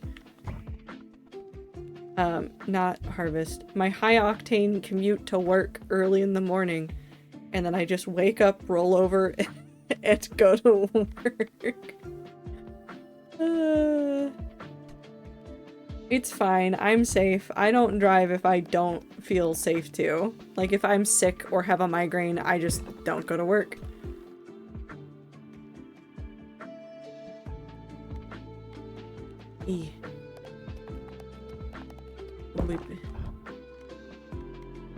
Rearrange. This one can go here.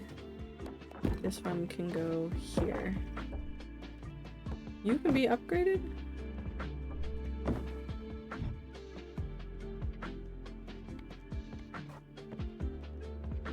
Upgrade.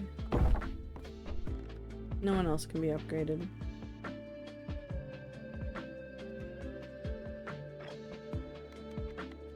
Okay.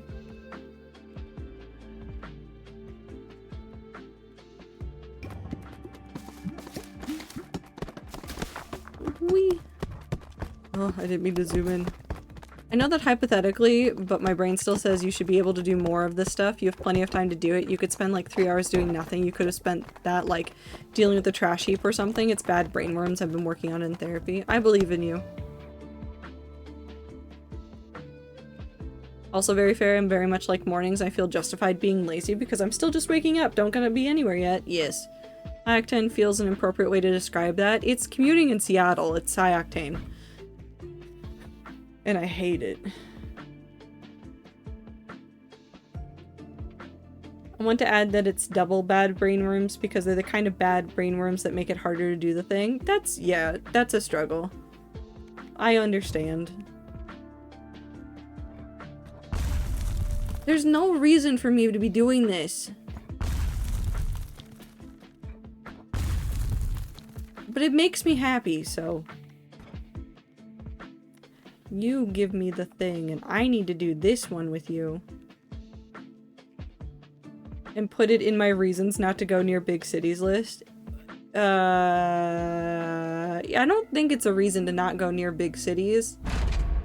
It's just that the kind of commuting that I do at the hour that I do it sometimes feels a little bit more intense than what I would like. I love being in a big city. I like being near a big city. I don't like having to commute where I do, but that's a me issue, not a city issue. I like being in the Seattle area for the ability to not need to drive to go into the city. Like, if I go meet up with friends, like, at Pike Place, I take the light rail. I take the light rail. I will park at a light rail station outside of town, and I will then take the light rail into town. And then I don't have to drive, and I can walk around, and everything's really convenient to get to, and it's really nice.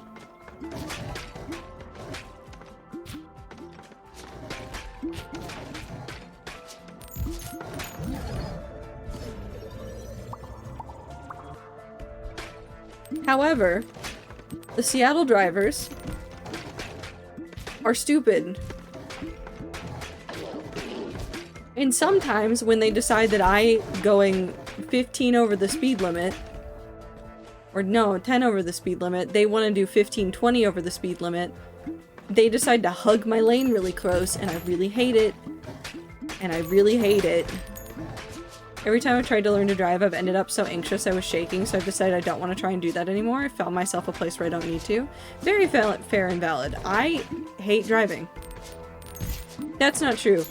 I like driving out in the middle of nowhere. On, like, highways far away from cities. Where it's, like, 4 lanes max, and everybody's just vibing. I don't have to drive either, and usually don't. It takes a 1.5 hour bus commute to school. It can be done in 20 minutes outside. That includes 20 minutes outside and negative 35 degrees C when it can be driven in 20 minutes. I mean, I think about this frequently because when I was working at Twitch, I was working in downtown Seattle. And the commute, regardless of where I was starting it, wound up being around an hour, sometimes an hour and a half. It was an especially bad day. And I think I would still take an hour and a half on public transit over the hour plus that I sometimes have to drive. And by sometimes, I mean pretty frequently have to drive.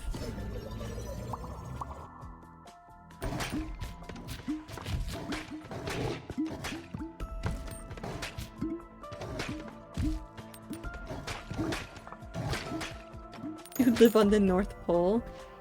No, that's just what California's like.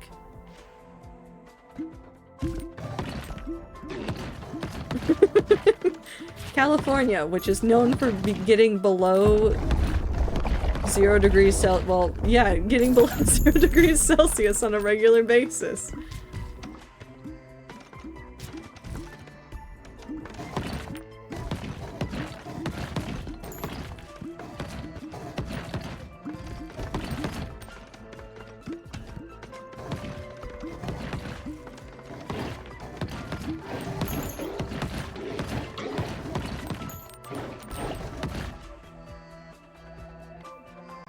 More bombs.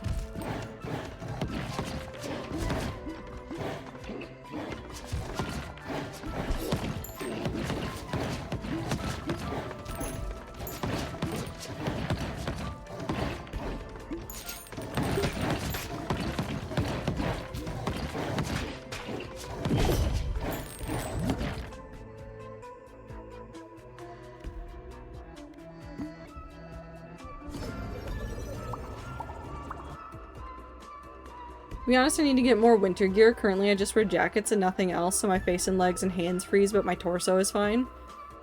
Here, I'm worried about you.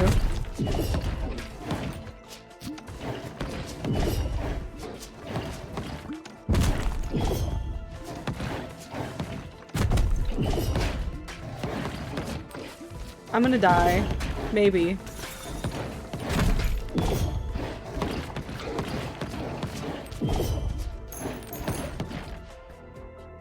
What's happening?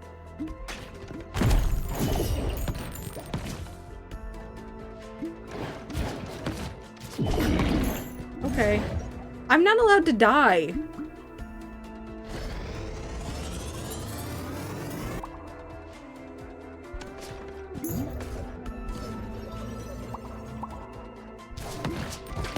Well, why would I ever read? Reading in this economy? I only do that for fun. And also when I read Twitch chat.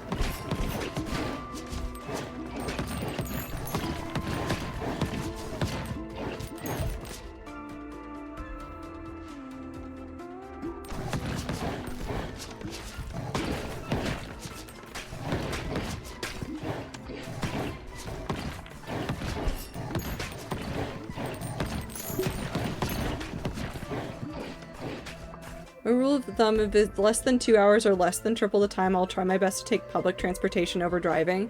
I have some caveats to that, which include public transportation cannot take longer than it would take to walk the route if the route is walkable, and a few others. That's fair. Unless Zero is also getting negative 45 degrees Celsius, then I'd be worried about frostbite for her. Don't get frostbite. I think that's the only thing I'm worried about.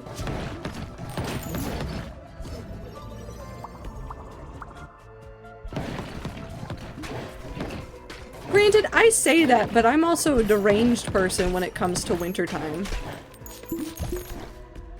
Because I grew up in Colorado, and so my default is to not dress that differently. I put on more layers, but I don't wear a lot of protective gear unless it's real cold.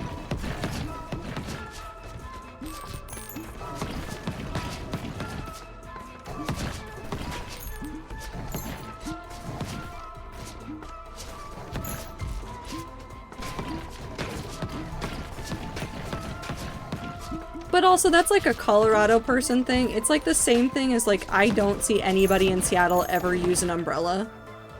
How cold did it get in Colorado? Hold on, I need to convert some temperatures. I remember a winter where it was negative 23 degrees Celsius. Not the entire time, but it dipped down to negative 23. And there was a day where it was 0 degrees Fahrenheit where I was outside in a hoodie and jeans. We weren't gonna question it. Negative degrees Fahrenheit, like down to negative 10, isn't that unusual in Colorado during the winter. But also, like, keep in mind that it also, like, spikes up into the 90s and 100s in the summer, so you get the worst of both worlds. Mostly because I happen to choose to live in the fuck-off nowheresville of my city where exactly 0 events happen and 0 of my friends live. No, that's valid. Okay, so with the way that Seattle is, none of my friends live in the same neighborhood that I do. Like, none. I have plenty of friends in Seattle at this point. Some of them are across on the peninsula, some of them are on the other side of the lake, some of them are over on the Bellevue side of things, and it's just like, none of us live in the same physical location. Yeah, Soviet lives nowhere near me.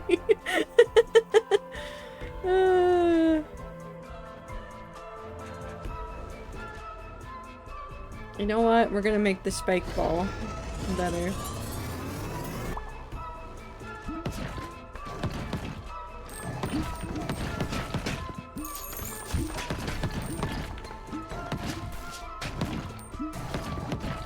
I miss Blossom. Blossom's come back. Also, yeah, I need to build up the coal tolerance to high school, early college me had. High school me could go out in -Fahrenheit in a short skirt, no tights, just high socks. Not insulated or wool, and the thin jackets that I was wearing a jacket. College me walked 2 miles in a snowstorm in a thin cotton dress that had side slits at the legs. Minty, don't do that!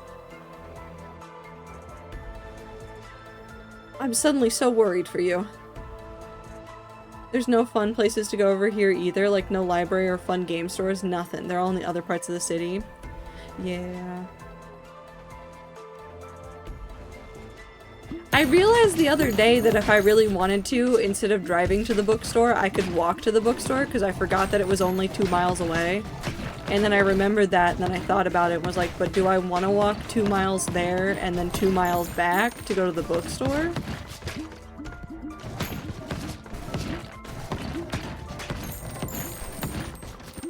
And I still haven't found the answer to that question.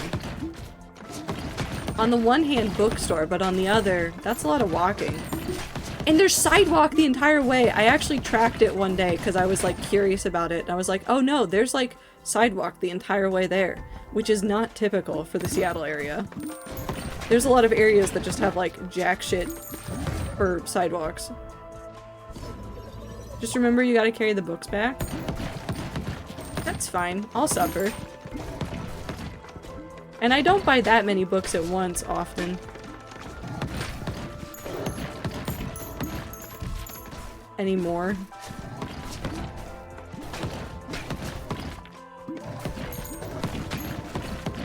I have too many books.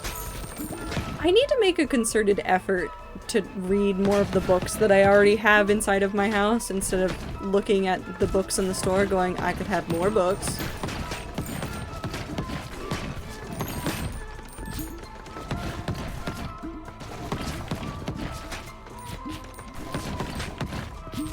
"100% be walking that. God, I want sidewalks so bad." I might start doing it like on the weekends when I have some extra time in the mornings, as long as it's not raining. Because that's the thing about Seattle. Oh, I guess there's a bus that goes along that route too. So if I got really bad, I could bus back instead of walking.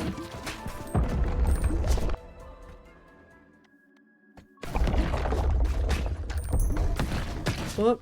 Here, you can have— oh, thank you, Minty. Finally get to pull out my long list of wishlist books because I finally reached the point of when my parents asked what I wanted for Christmas. The only thing I come up with is, can I give you my book list? Yes. That's how it goes. Although my parents and I basically have an agreement that we don't buy each other books. It's just safer to not buy the books. But it is also tempting to be like, here's all my wishlist games, just pick your favorite and give me a gift card for it.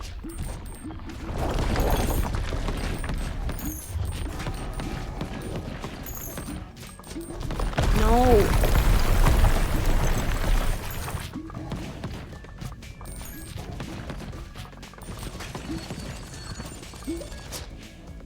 While you're technically right, I would like to let you know that living within 5 miles of most airports in most places is just living within 5 miles of nothing except inns, grocery stores, and gas stations. That's not true in Seattle. Seattle's airport is like in the middle of so much. It's actually nutty when you fly in and out of SeaTac. Just how much stuff is right next to the airport.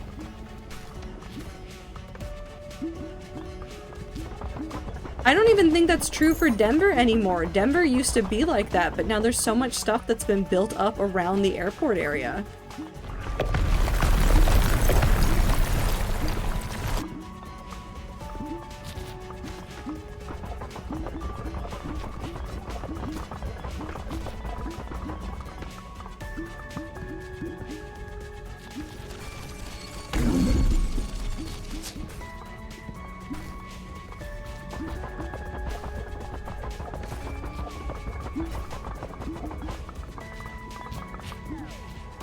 There might actually be stuff I don't know about in this corner of the city. Just everywhere I look for things, it's always in different parts of the city.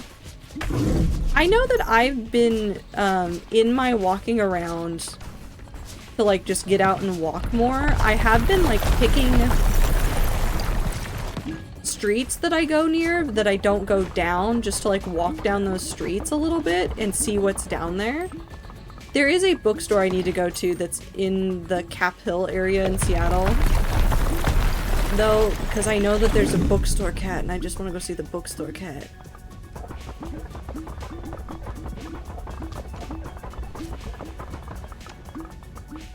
I want to see the bookstore cat.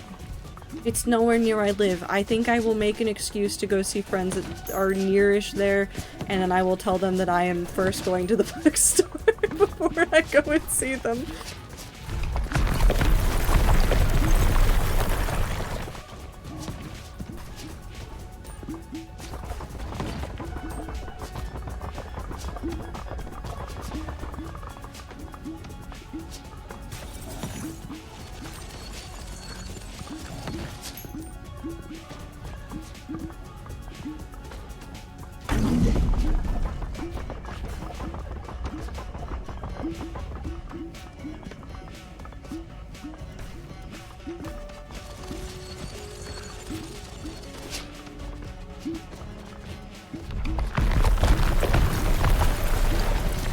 That's fine. I didn't need that.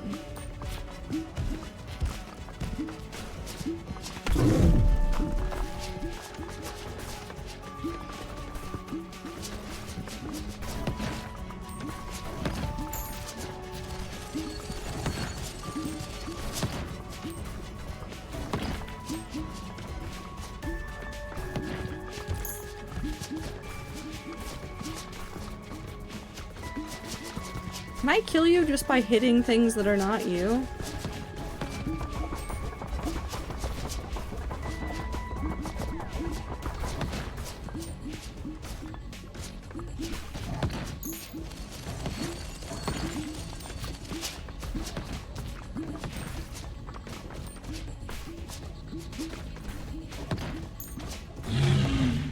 Yeah, pretty much.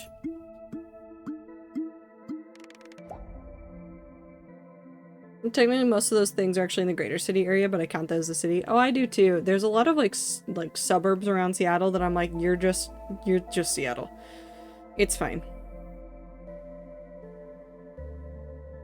Crazy that that's a phrase. Why the city's so big that they have multiple cities? I don't know, but they've always been like that. Forget that a lot of you haven't lived in a city with a population higher than the entirety of Idaho. How many people are in Idaho? Population of Idaho. Okay, so Idaho is about 2 million people.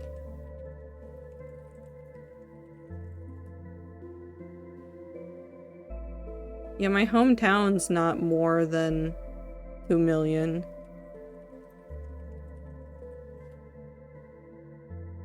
Nope, greater Seattle area. The greater Seattle area is apparently over 4 million. Seattle could fit 2 Idahos.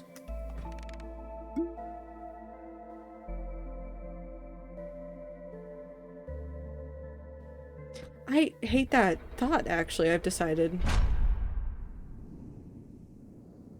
Why do I have 9 pings? What has happened? Do you ever just glance over and suddenly you have 9 pings?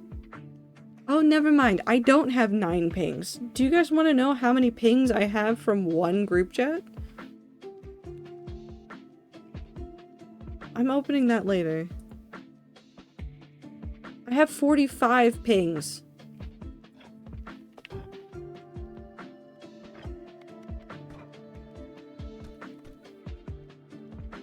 Why so many pings?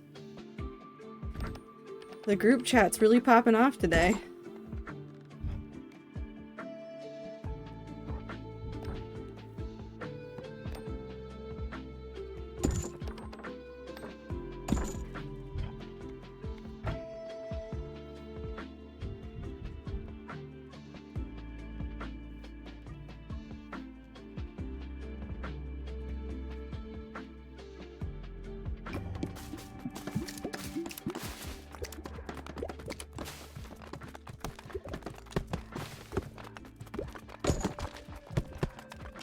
There we go.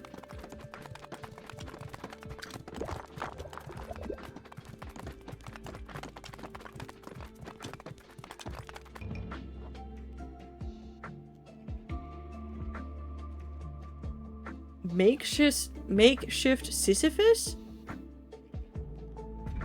What? What is he doing?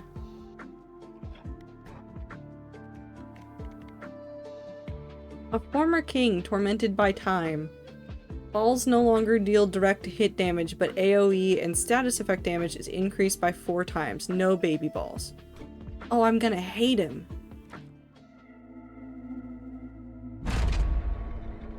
I wish more people ping me, to be honest. I'm not an intimidating person, promise. You're gonna love this? Somehow I don't think I will.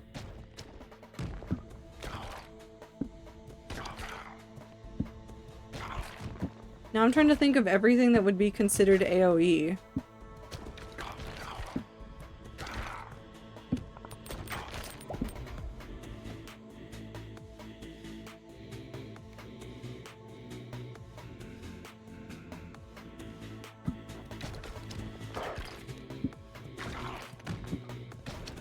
Do lasers count as AoE?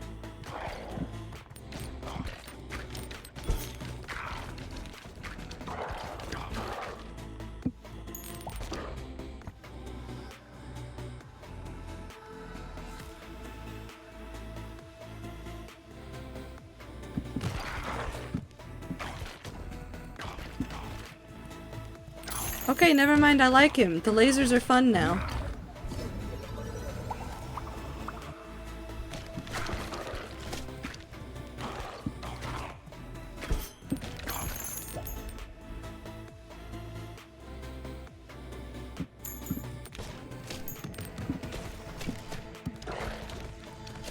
See, I can think of 2 rats that don't intimidate me at least a little bit, and but no, you're also cool.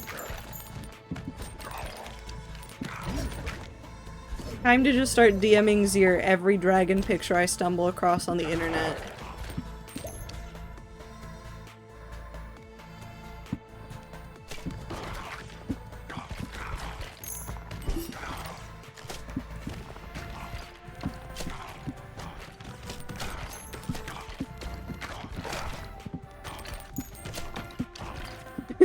I'll do it! Don't tempt me, I will. I get very distracted while working, so sometimes I wind up on Blue Sky for a good 15 minutes and all I see are pictures of creatures. I can give them bleed. I could also get the radiation beam, which would be really nice.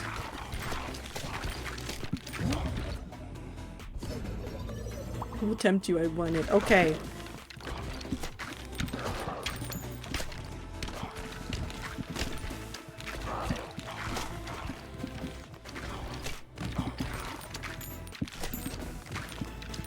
I think the funniest part of the rats is that we're all very conscious of how to be, not like how to have proper internet etiquette, but how to not be a dick to each other on the internet, so none of us want to message each other for fear of not offending anybody, but like for fear of being obnoxious.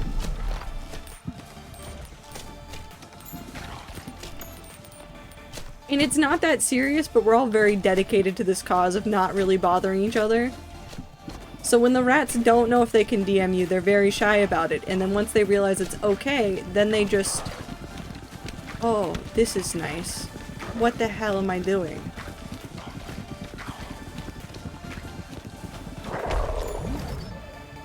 That was fun.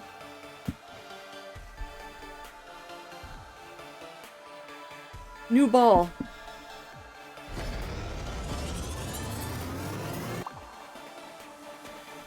Swamp. What are you doing in my swamp? Yeah, I'm not reading that. That's too many words.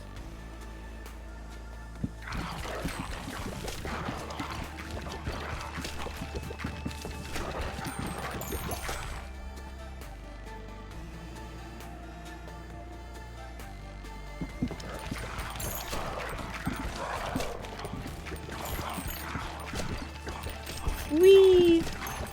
Rats shouldn't be intimidated by me. Instead, they should find me or let me find them. I am super friendly, I promise.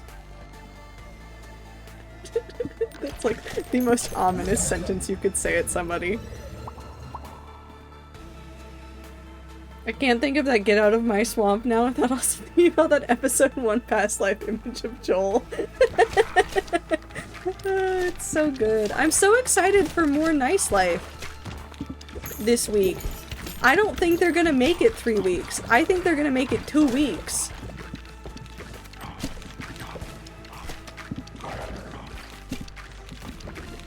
So much happened in that first episode.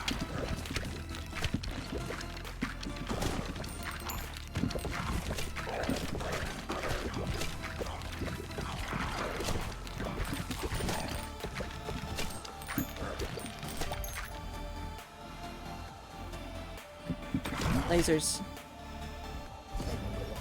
There might be more if I think about it real hard, but for sure not intimidated anymore by Icy and Pihu. I'm both potentially intimidating and very open about speaking my mind when someone asks, and also sending me horse girl memes.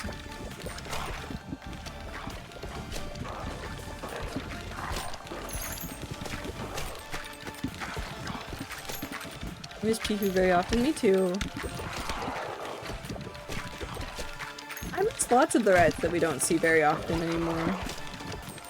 And I hope that they're all doing fantastic. If they stop by, I get so excited. And if they don't stop by, I still hope that they're doing well. Lasers. You know who I think about a lot? Jay. Me too.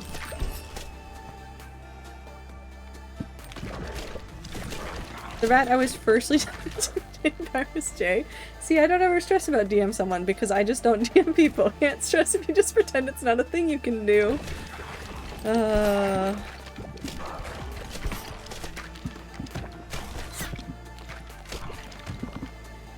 I guess that's true.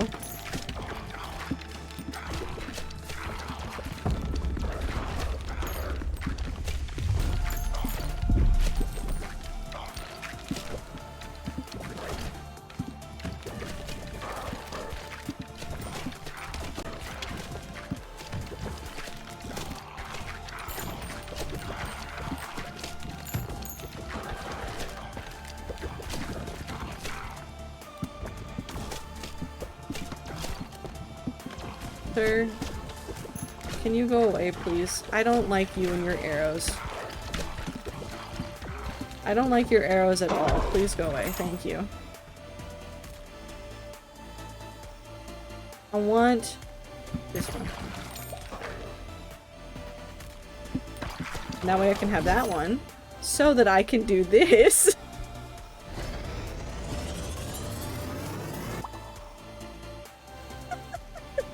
Enemies who walk into tar blobs are dealt 143 to 229 damage, are slowed by 50% for 7 seconds, and gain 1 stack of poison. Each stack of poison deals 11 to 23 damage per second. Also deals 30 to 59 damage to nearby units. Deals 5 to 148 damage to up to 5 enemies. Wonderful. Perfection. Everything I have ever wanted. Another laser, please.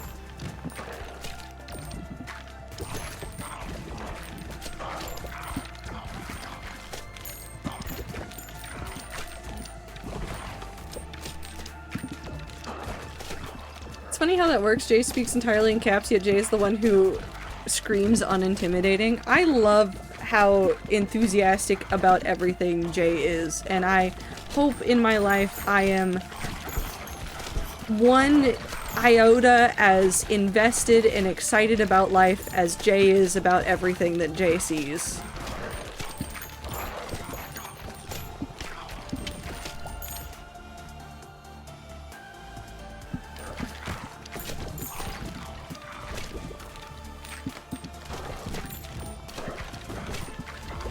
Damn, I need to scare people more? Please no.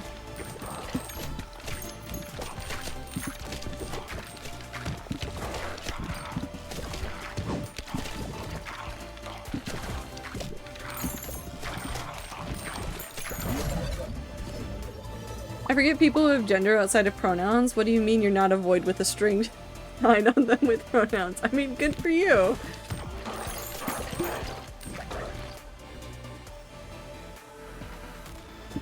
Let's just do that. I just need something else there. I'm trying to think of a rad that I'm currently still intimidated by. Like, intimidated by the person, not being scared of fucking up the relationship. No, no.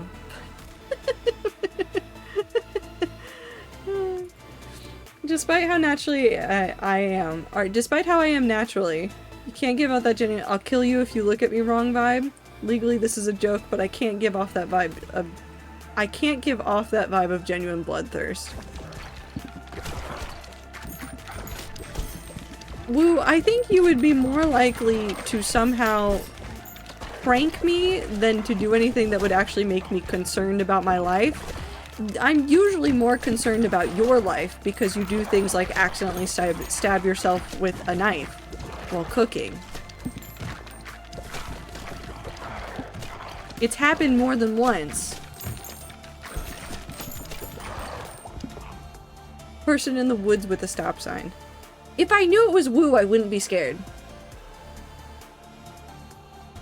I will say that. If I knew it was Woo, I wouldn't be scared. Shia LaBeouf. No!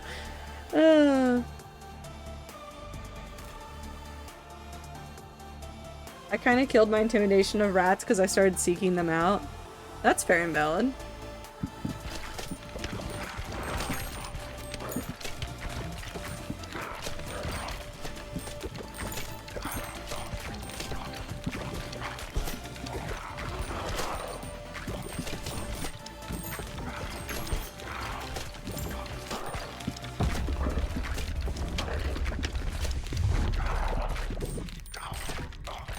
Waiting for Minty to show up on my doorstep one day. Don't tempt Minty. Minty will do it. Well, I mean, you can tempt Minty with it, but Minty will do it.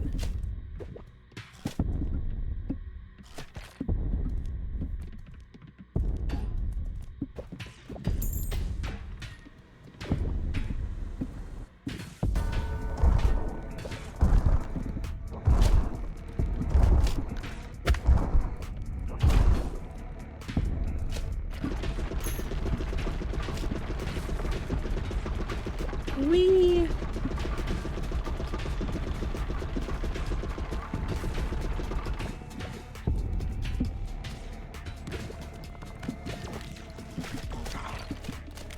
Oh shit, I need to message somebody.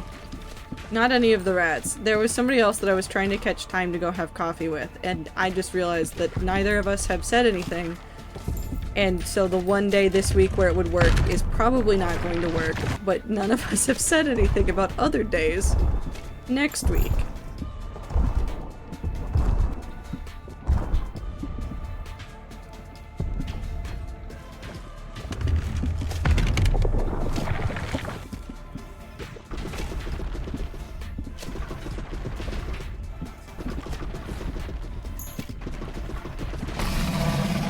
Dead.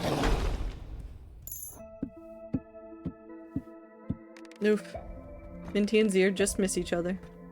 I hate trying to schedule things in December because everyone's trying to schedule everything ever in a 4-week period. I know, and it was like this thing of like, I haven't talked to this person in years, and they were like, are you still in the area? Do you want to like get coffee at some point? And I was like, yeah. What days work for you? And then we're down to like, it's like 2 days in the next 3-week period that technically work, and I don't think the first one's gonna work.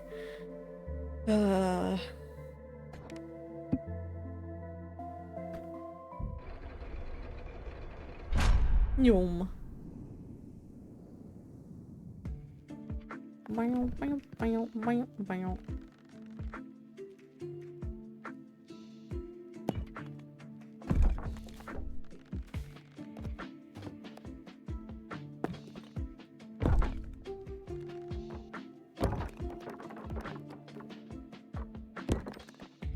Yeah, that'll work.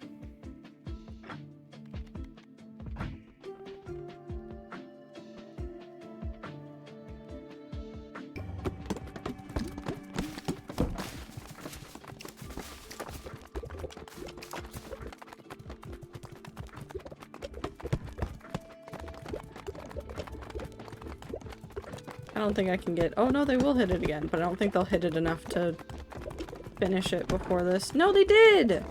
What a surprise.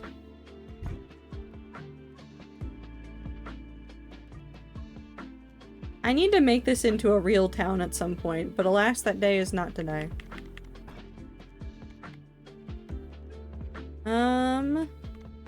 Let's do the shade so that I can get another done in the Snowy X Shores. I'd suggest going to the FurCon near me, but it has a habit of being overfull because the venue isn't big enough for them, and the next bigger venue is too big.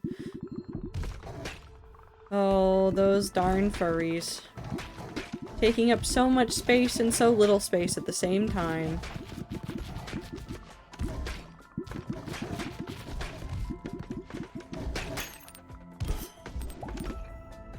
I need to go ask my friend that is a furry about the conventions that they're tabling at.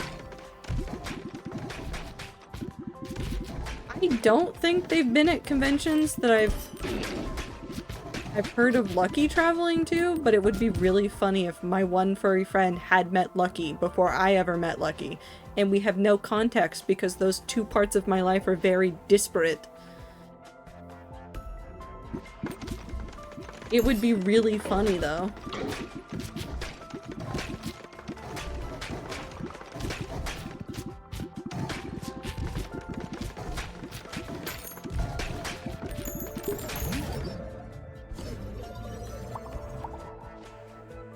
Ooh, if I met you, I'd give you ketchup chips. Clover, could I also have ketchup chips? Ketchup chips are good. I like living in Seattle because then it means I get like some of the Canadian snacks sometimes, which means ketchup chips.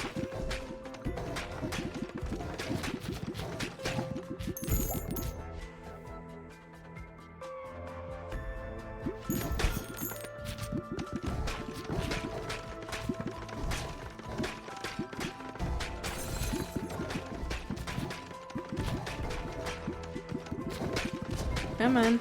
There you go.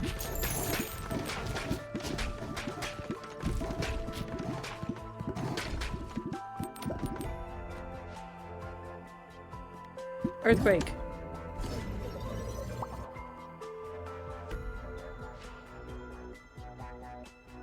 Sure time. I do not like them, but those coffee crisps and Hawkins cheesies are always the things people ask me about. I like Aero chocolate. How many people have asked you to bring Aero chocolate?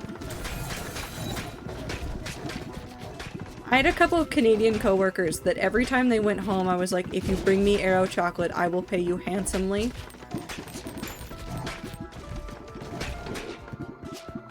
It's just better. None, because I didn't realize it was a Canadian thing until Icy was here. It's so good! I wish America had it, but alas, they hate me.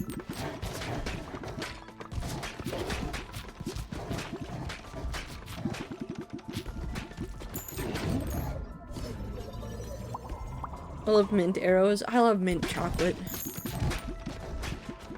I love chocolate. I love sweet treats. Oh, how I wish I could have infinite sweet treats.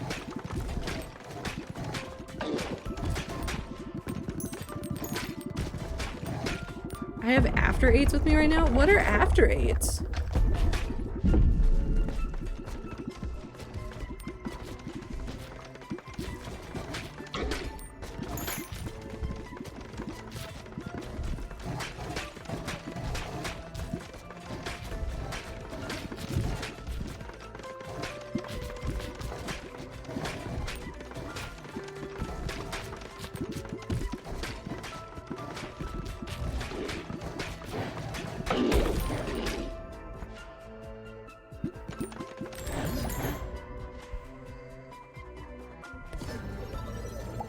I have a box of sweet treats in front of me and I can currently have 0 of them, and that's kind of evil in my opinion. That's absolutely evil.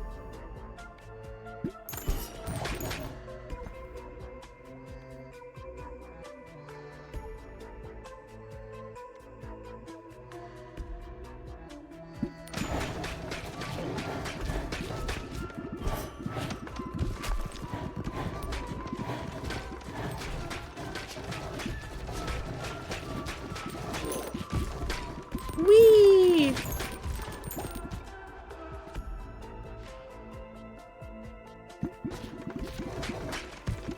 The squares of chocolate with mint in them, their vibe, the vibe of fancy, expensive chocolate kind of. Ooh. Shuriken. I steal them from my father because he buys them a lot. Well, I mean, yeah. That's the child tax. You hear about parent tax all the time when you get a sweet treat and your parent wants it, but no, there's a child tax. And that's when your parents get sweet treats and you want them.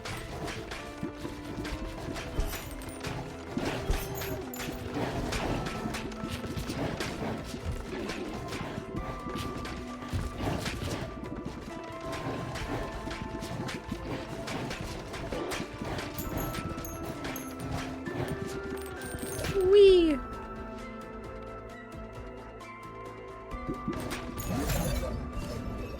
I have 0 rats to vouch for my driving, and that's possibly for the best. Probably. Woo, you make me food on a stove because I'm shit at that, and I will show you the art of frantic baking where it shouldn't really work and then it's fine. That seems like an equivalent exchange for the rats.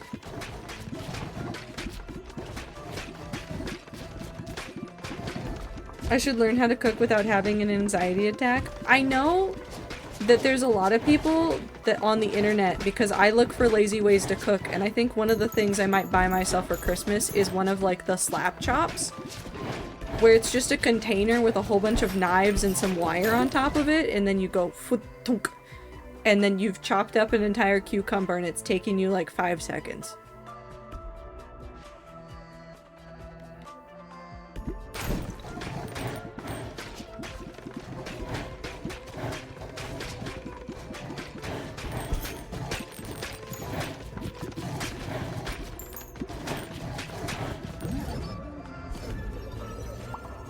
And I think if I had one of those, I would cook some more stuff more frequently, whereas right now I have to chop it up all by hand and it takes a long time, and I'm very tired. And I don't wanna.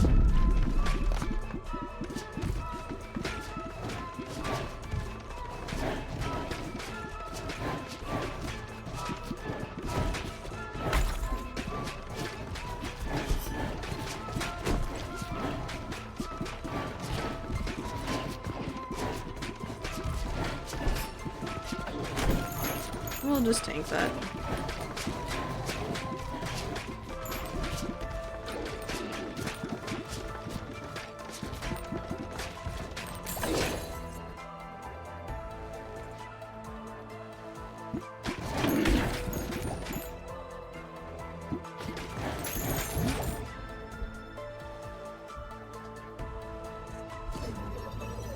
Why do they call it an oven? Because when you in the cold food, out hot, eat the food.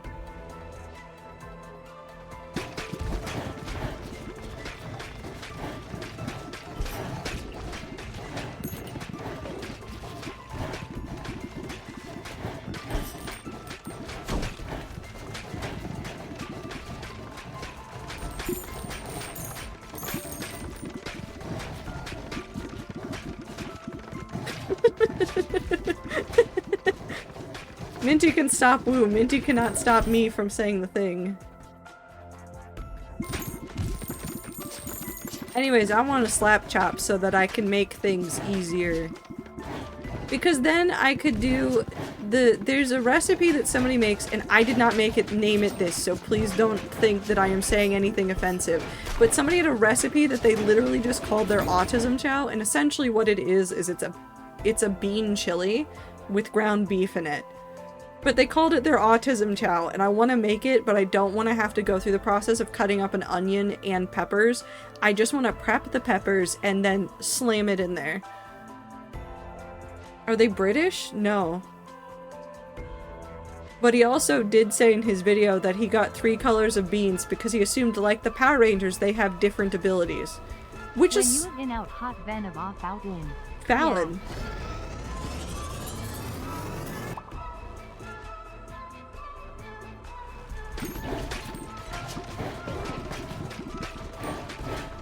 Why do they call it an oven?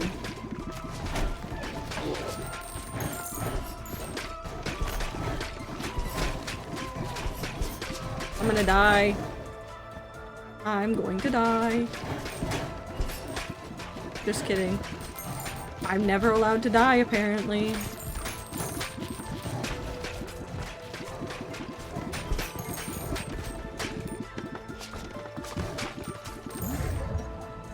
Hi, Icy.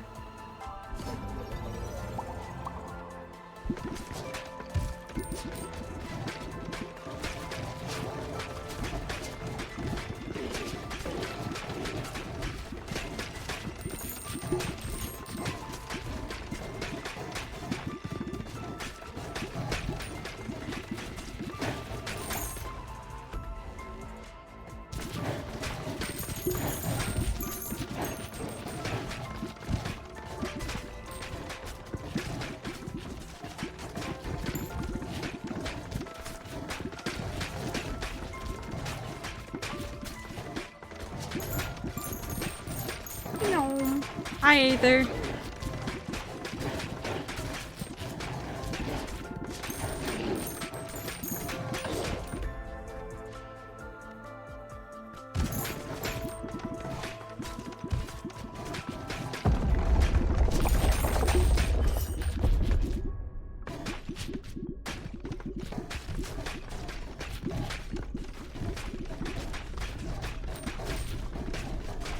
Oh, come on, video game. Oh, come on, video game. Oh, why are you like this video game? Rat less than 3 head hurts from Ace Attorney. I want to scream at Edgewood. Have a good time zone.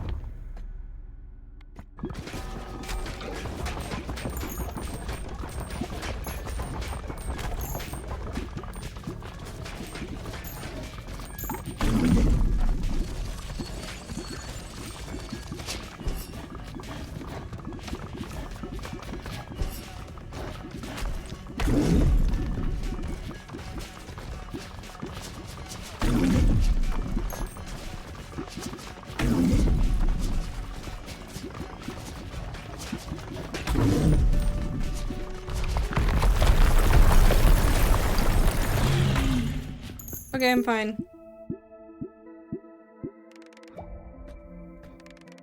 I clutched it somehow, somewhere, somehow. I'm fine.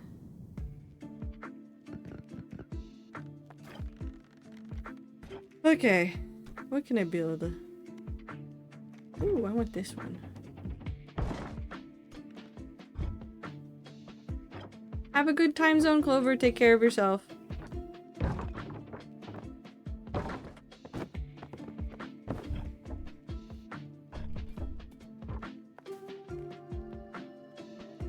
Intelligence, strength. Comfort streamer. Trato 10 love. I hope you get arrows soon. Thank you.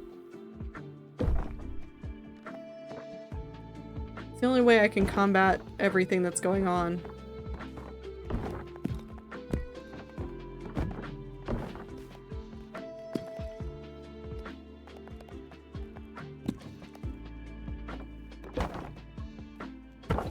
Okay, that'll be fine. I can make more trees. No, I can make more wheat though.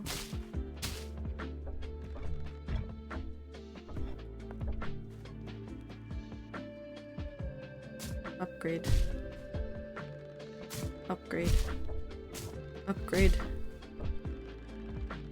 Upgrade. Okay.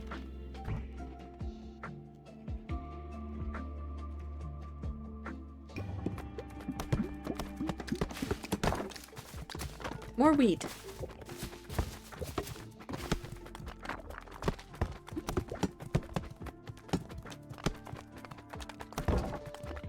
Hey, all 3 buildings built. Peaches and toast?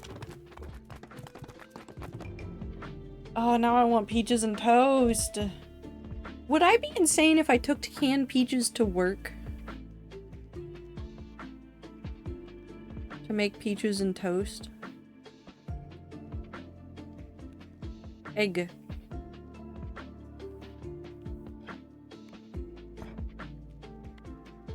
No, do it! Well, that's all it takes. I want to open up the new area, actually. I want to see the new area. The Fungalex Forest. Cool, we're going there. Nope. Let me out. Play. This one. The Fungalex Forest. I think I have room for 2 runs, unless I die immediately. I want peaches on toast so bad now, but do not have peaches. I went to the grocery store yesterday. Why did I not think of this? This happens. It happens to the best of us. Good night, Clover. Take care of it. Take care of your- Take care of it? Take care of yourself. Fine sentences. Have a good night too, Minty.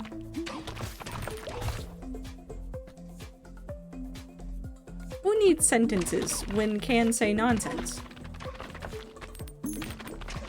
I'll take care of it. Clover's now, I think, a hitman?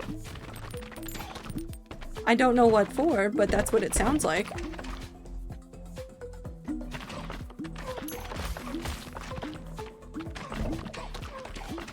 I'll take care of it if by it you mean the wheat. And by take care of it you mean expand.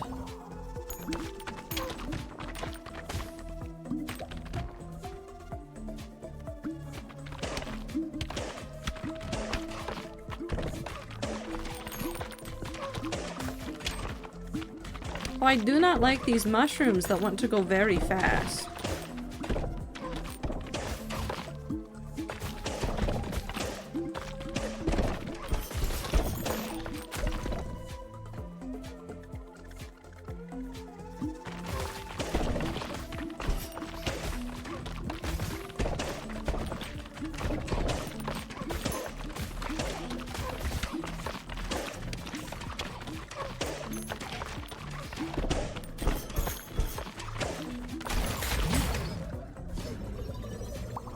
Got bad news for you.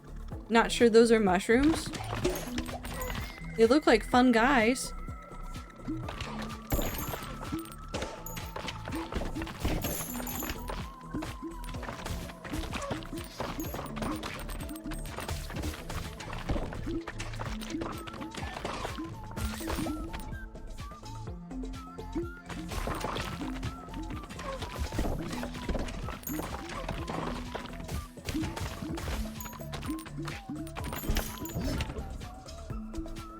No, I don't want that right now. All of that is just subject to myself, to my conservative family members for 2 weeks as a, to them, closeted trans person. That's okay. It'll be okay. Eventually it will be okay. Ah. Gonna eat a lot of peaches.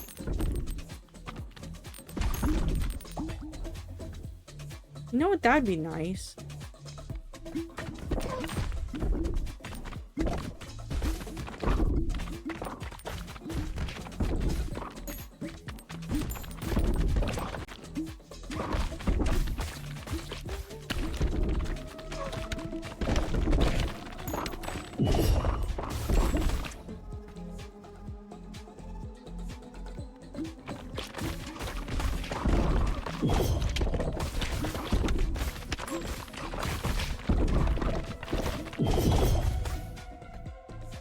so angry.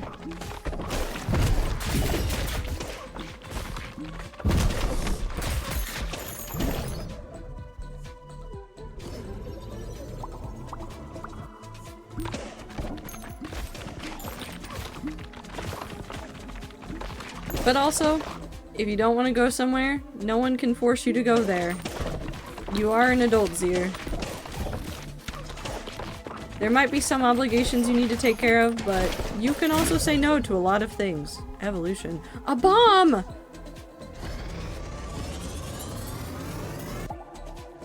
A bomb!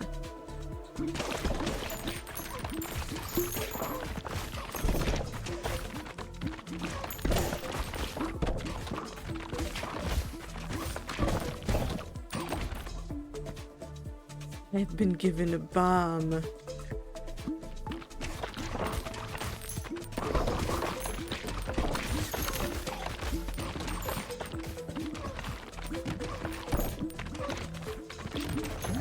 I enjoy seeing my extended family for periods of time, but my extended family is much more extroverted than my immediate family.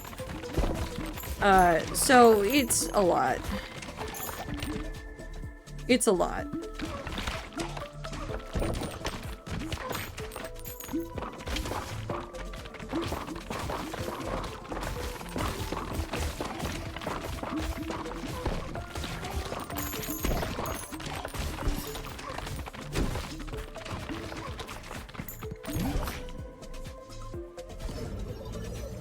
Use the internet, video call them. Video call isn't the same as seeing someone in person.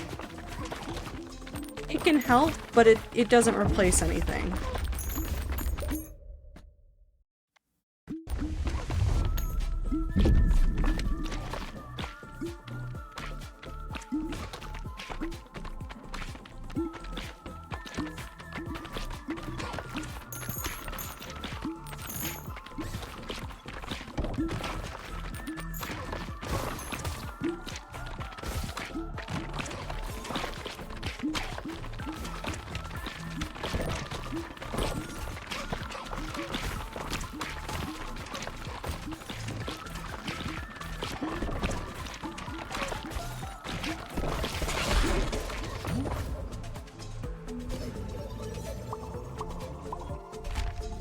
Ooh. Allows you to bring 2 characters into a run, combining their abilities. What?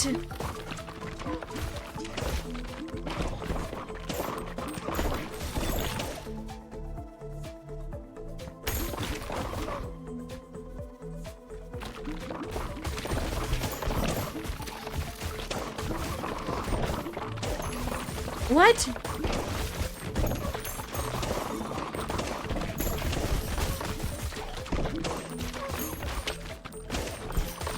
Well, that's gonna be nutty if I can ever get there. Because I'm gonna die. I say that and I've come back from worse, but like, I don't feel confident.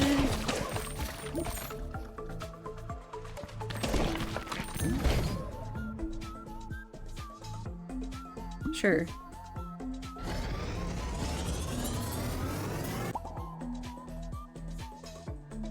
Okay, when grandma dies, I think I'll visit them one last time to drop the bombshell of sup bitches I'm gay and trans bi, and then figure out later if I ever want to bother to visit again. Yeah, it can be complicated to figure out how to do that stuff, especially if your family is very, very traditionally conservative, like whether or not that's safe. My only thing for everybody, as always, is if you're going to do something like that, make sure that you are in a safe place to do that. Don't do that without some sort of safety net for yourself, whether that is an outside living situation, a job, friends, anything. Make sure that you are well supported before you do something like that, because the last thing I want to do is see you get somewhere where you're in danger.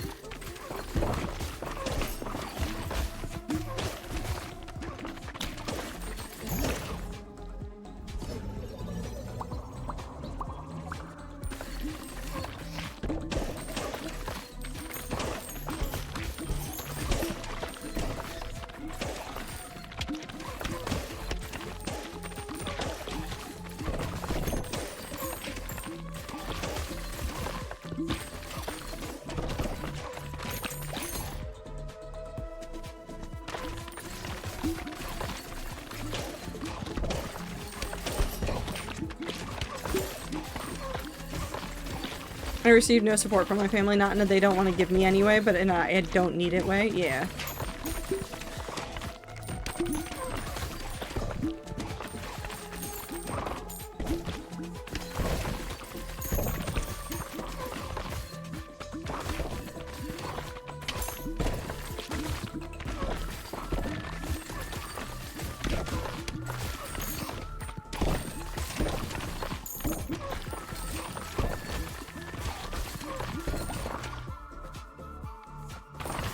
Yum.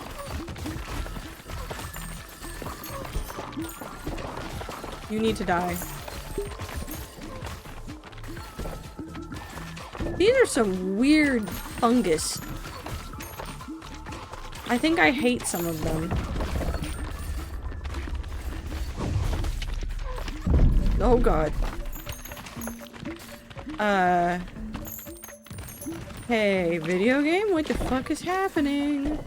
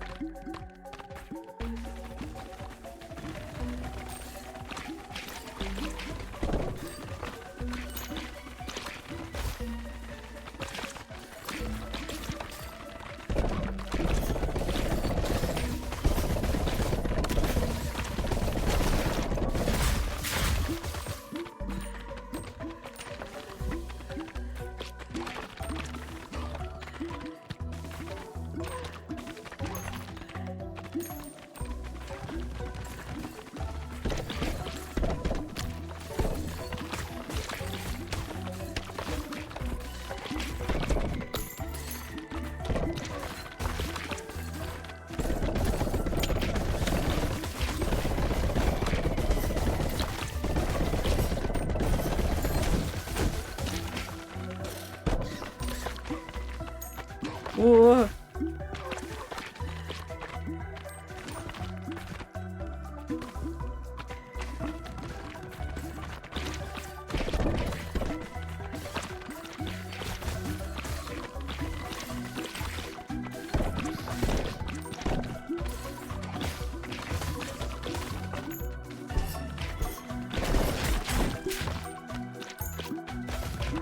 I'm fine. There's only one more of them out there. I did it. I'm so scared. Oh, that's a fun trophy though! I like the look of that one.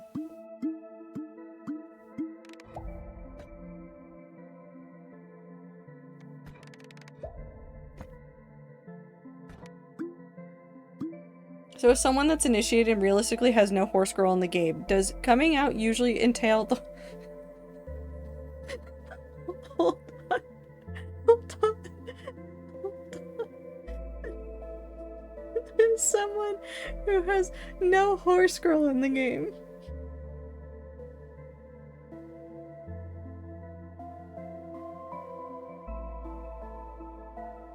Okay. I've absorbed that one. We're gonna continue. Does coming out usually entail the whole family and not just selected individuals? Okay, so it's for some families, what will end up happening is that if you tell one person, you have told the entire family.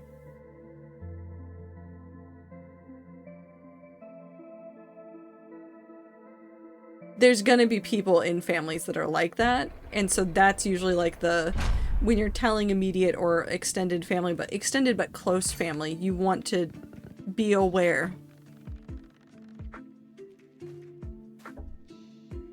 Ooh, I want to upgrade that one. Yeah. Okay. And now I can build nothing because I used up all my stuff, so now we can just harvest.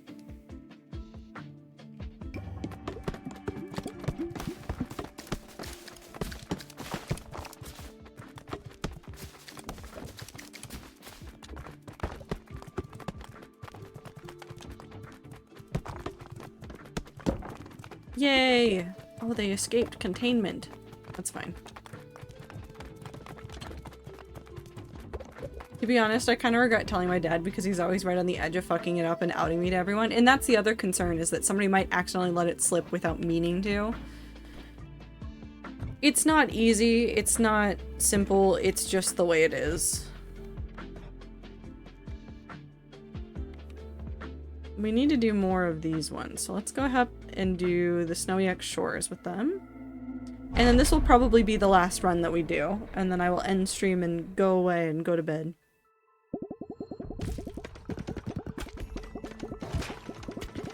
Oh, so basically the grapevine is the grapevine and not everyone can necessarily keep a secret. Oh, absolutely. I would not that I don't trust individuals, but like in something like somebody in the family comes out or something like that, that information spreads so fast.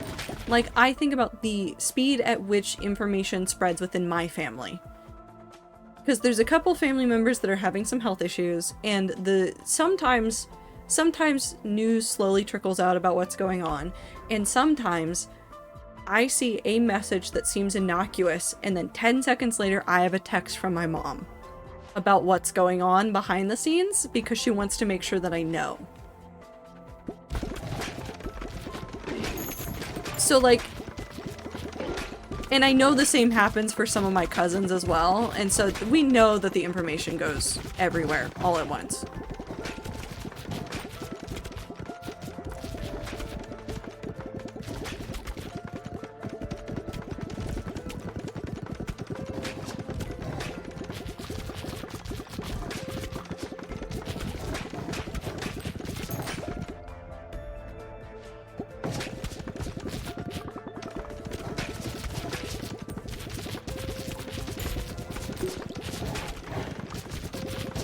Come on.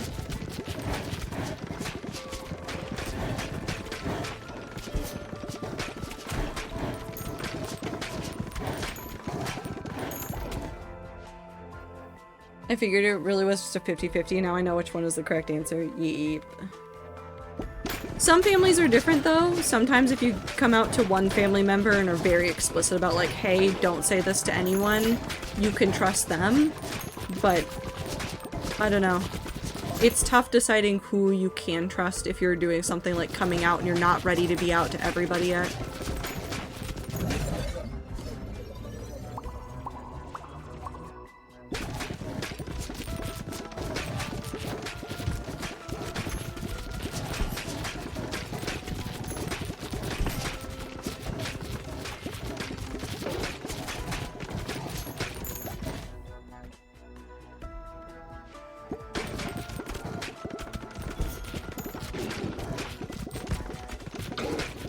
To be honest, the only reason my dad hasn't accidentally outed me is because of a lot of my family's aggressively cishet and would never in 1,000 years consider I'm trans. Okay, so that's when you get the most aggressively trans flag outfit to wear when you do come out to the whole family. Unless it's at a funeral, in which case you still have to wear black. We will be respectful of the dead and only the dead. Wait, sorry about the horse girl thing. I know this is a serious topic and I needed to diffuse. No, it's fine. You stun-locked me with that phrase. And now I'm going to be thinking about it all day. I think I'm gonna say that to somebody at work tomorrow. I'm sure I can work that into a conversation somewhere.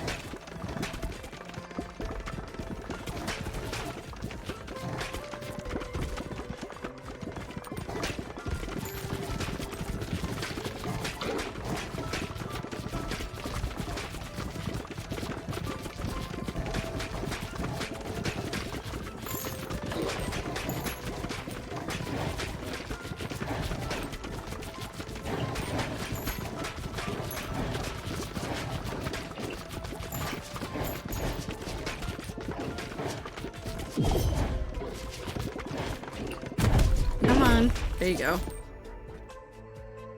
Ooh. I don't need a bomb right now.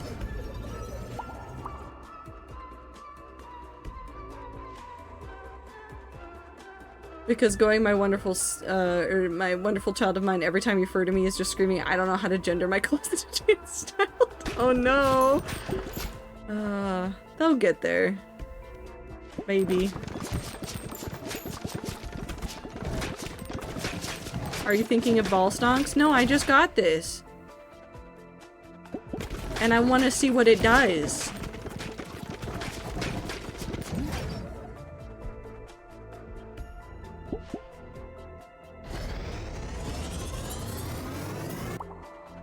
Ew. Never mind, I hated my choice. That was a stupid choice that I made.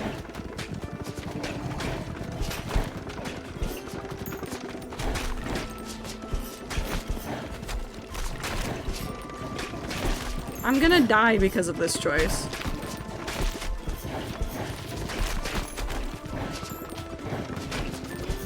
Well, not because of this choice. There are other choices that have led to my death. But that's fine. If he keeps doing it while I'm down there, I'm just gonna take him aside and go, dude, just fucking commit. I'm not out to them. You can misgender me. It's fine. I respect that you want to respect me and not misgender me, but if you're already fucking it up, just follow through, you coward.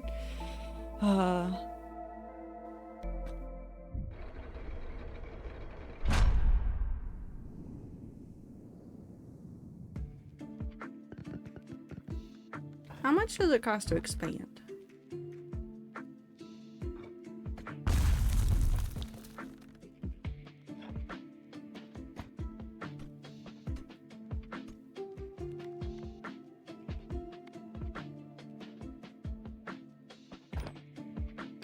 I want to shop.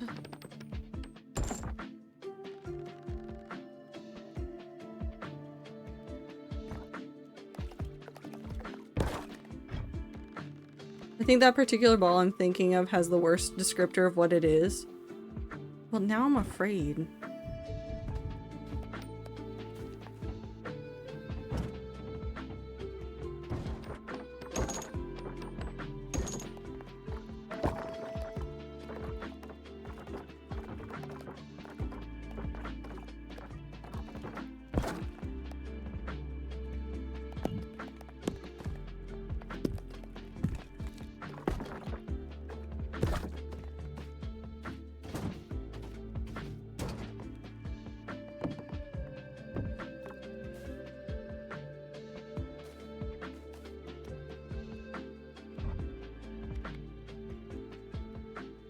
I think it's partly that he's picked up me and my siblings having a game of how aggressively neutrally can we gender each other without anyone noticing, and we're really good at it.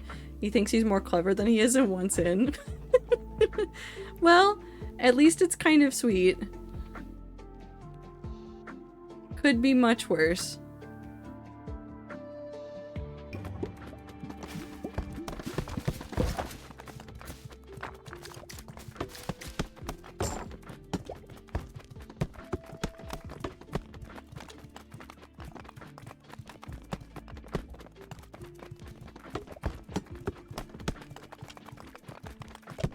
Yes, it is done.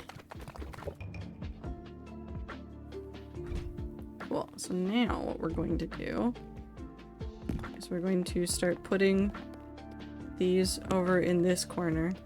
I want to have a weird shrine aisle.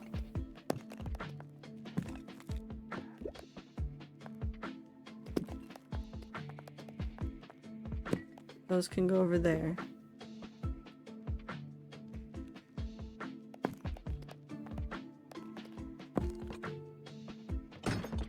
Lumber adjacent.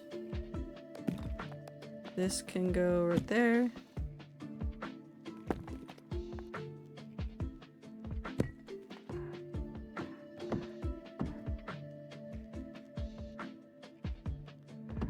This can go right here.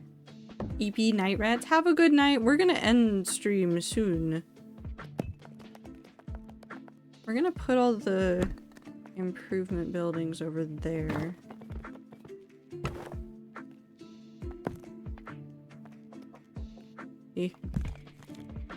They will probably go further back at some point.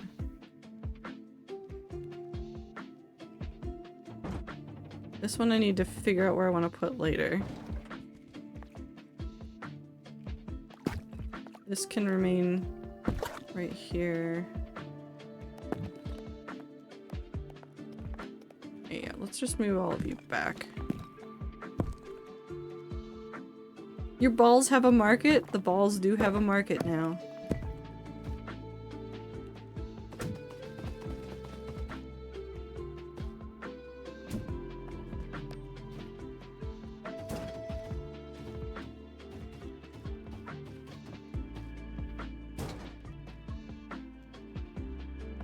You, I don't know what to do with you.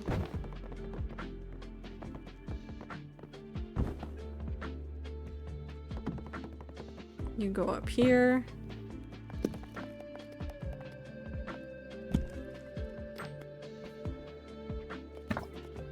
So happy that there's a market for my balls. Thank you. I'm happy that there's a market for my balls.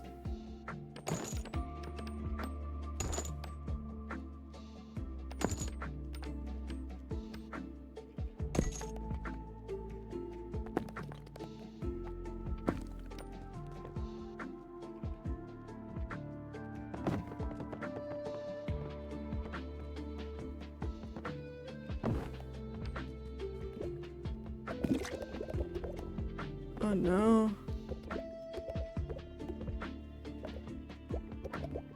I've fucked up. I don't know where to put you.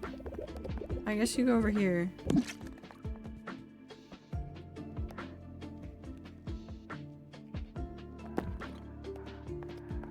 You're confusing.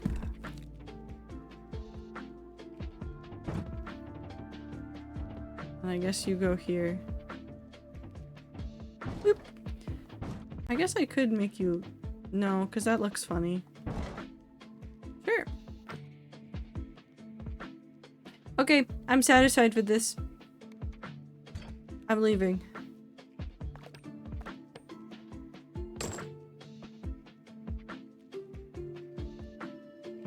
Oh, I desperately need to not be doing this right. Okay.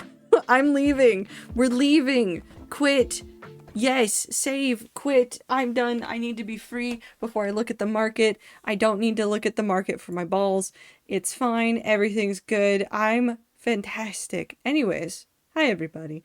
I hope that you guys are having a fantastic time zone. Thank you for hanging out with me today. I don't like this song. Give me a different one. Yeah, sure, this one works. I appreciate you guys very much for hanging out with me today. I hope that you guys have a fantastic time zone. You're Tastic? Yeah, I took Tastic's name. Because now Tastic is Lucky, and Lucky is, Lucky. I'm taking it. It's mine now. It's my tea name. That's all I have to say about that. Take care of yourselves, drink water, eat food, take your meds. Do everything you gotta do to take care of yourself. Get sleep, take a shower, all that stuff. And I will see you guys on Thursday for something that I have no idea what it's gonna be, but it's gonna be something. We'll figure it out. I'll see you later. Goodbye!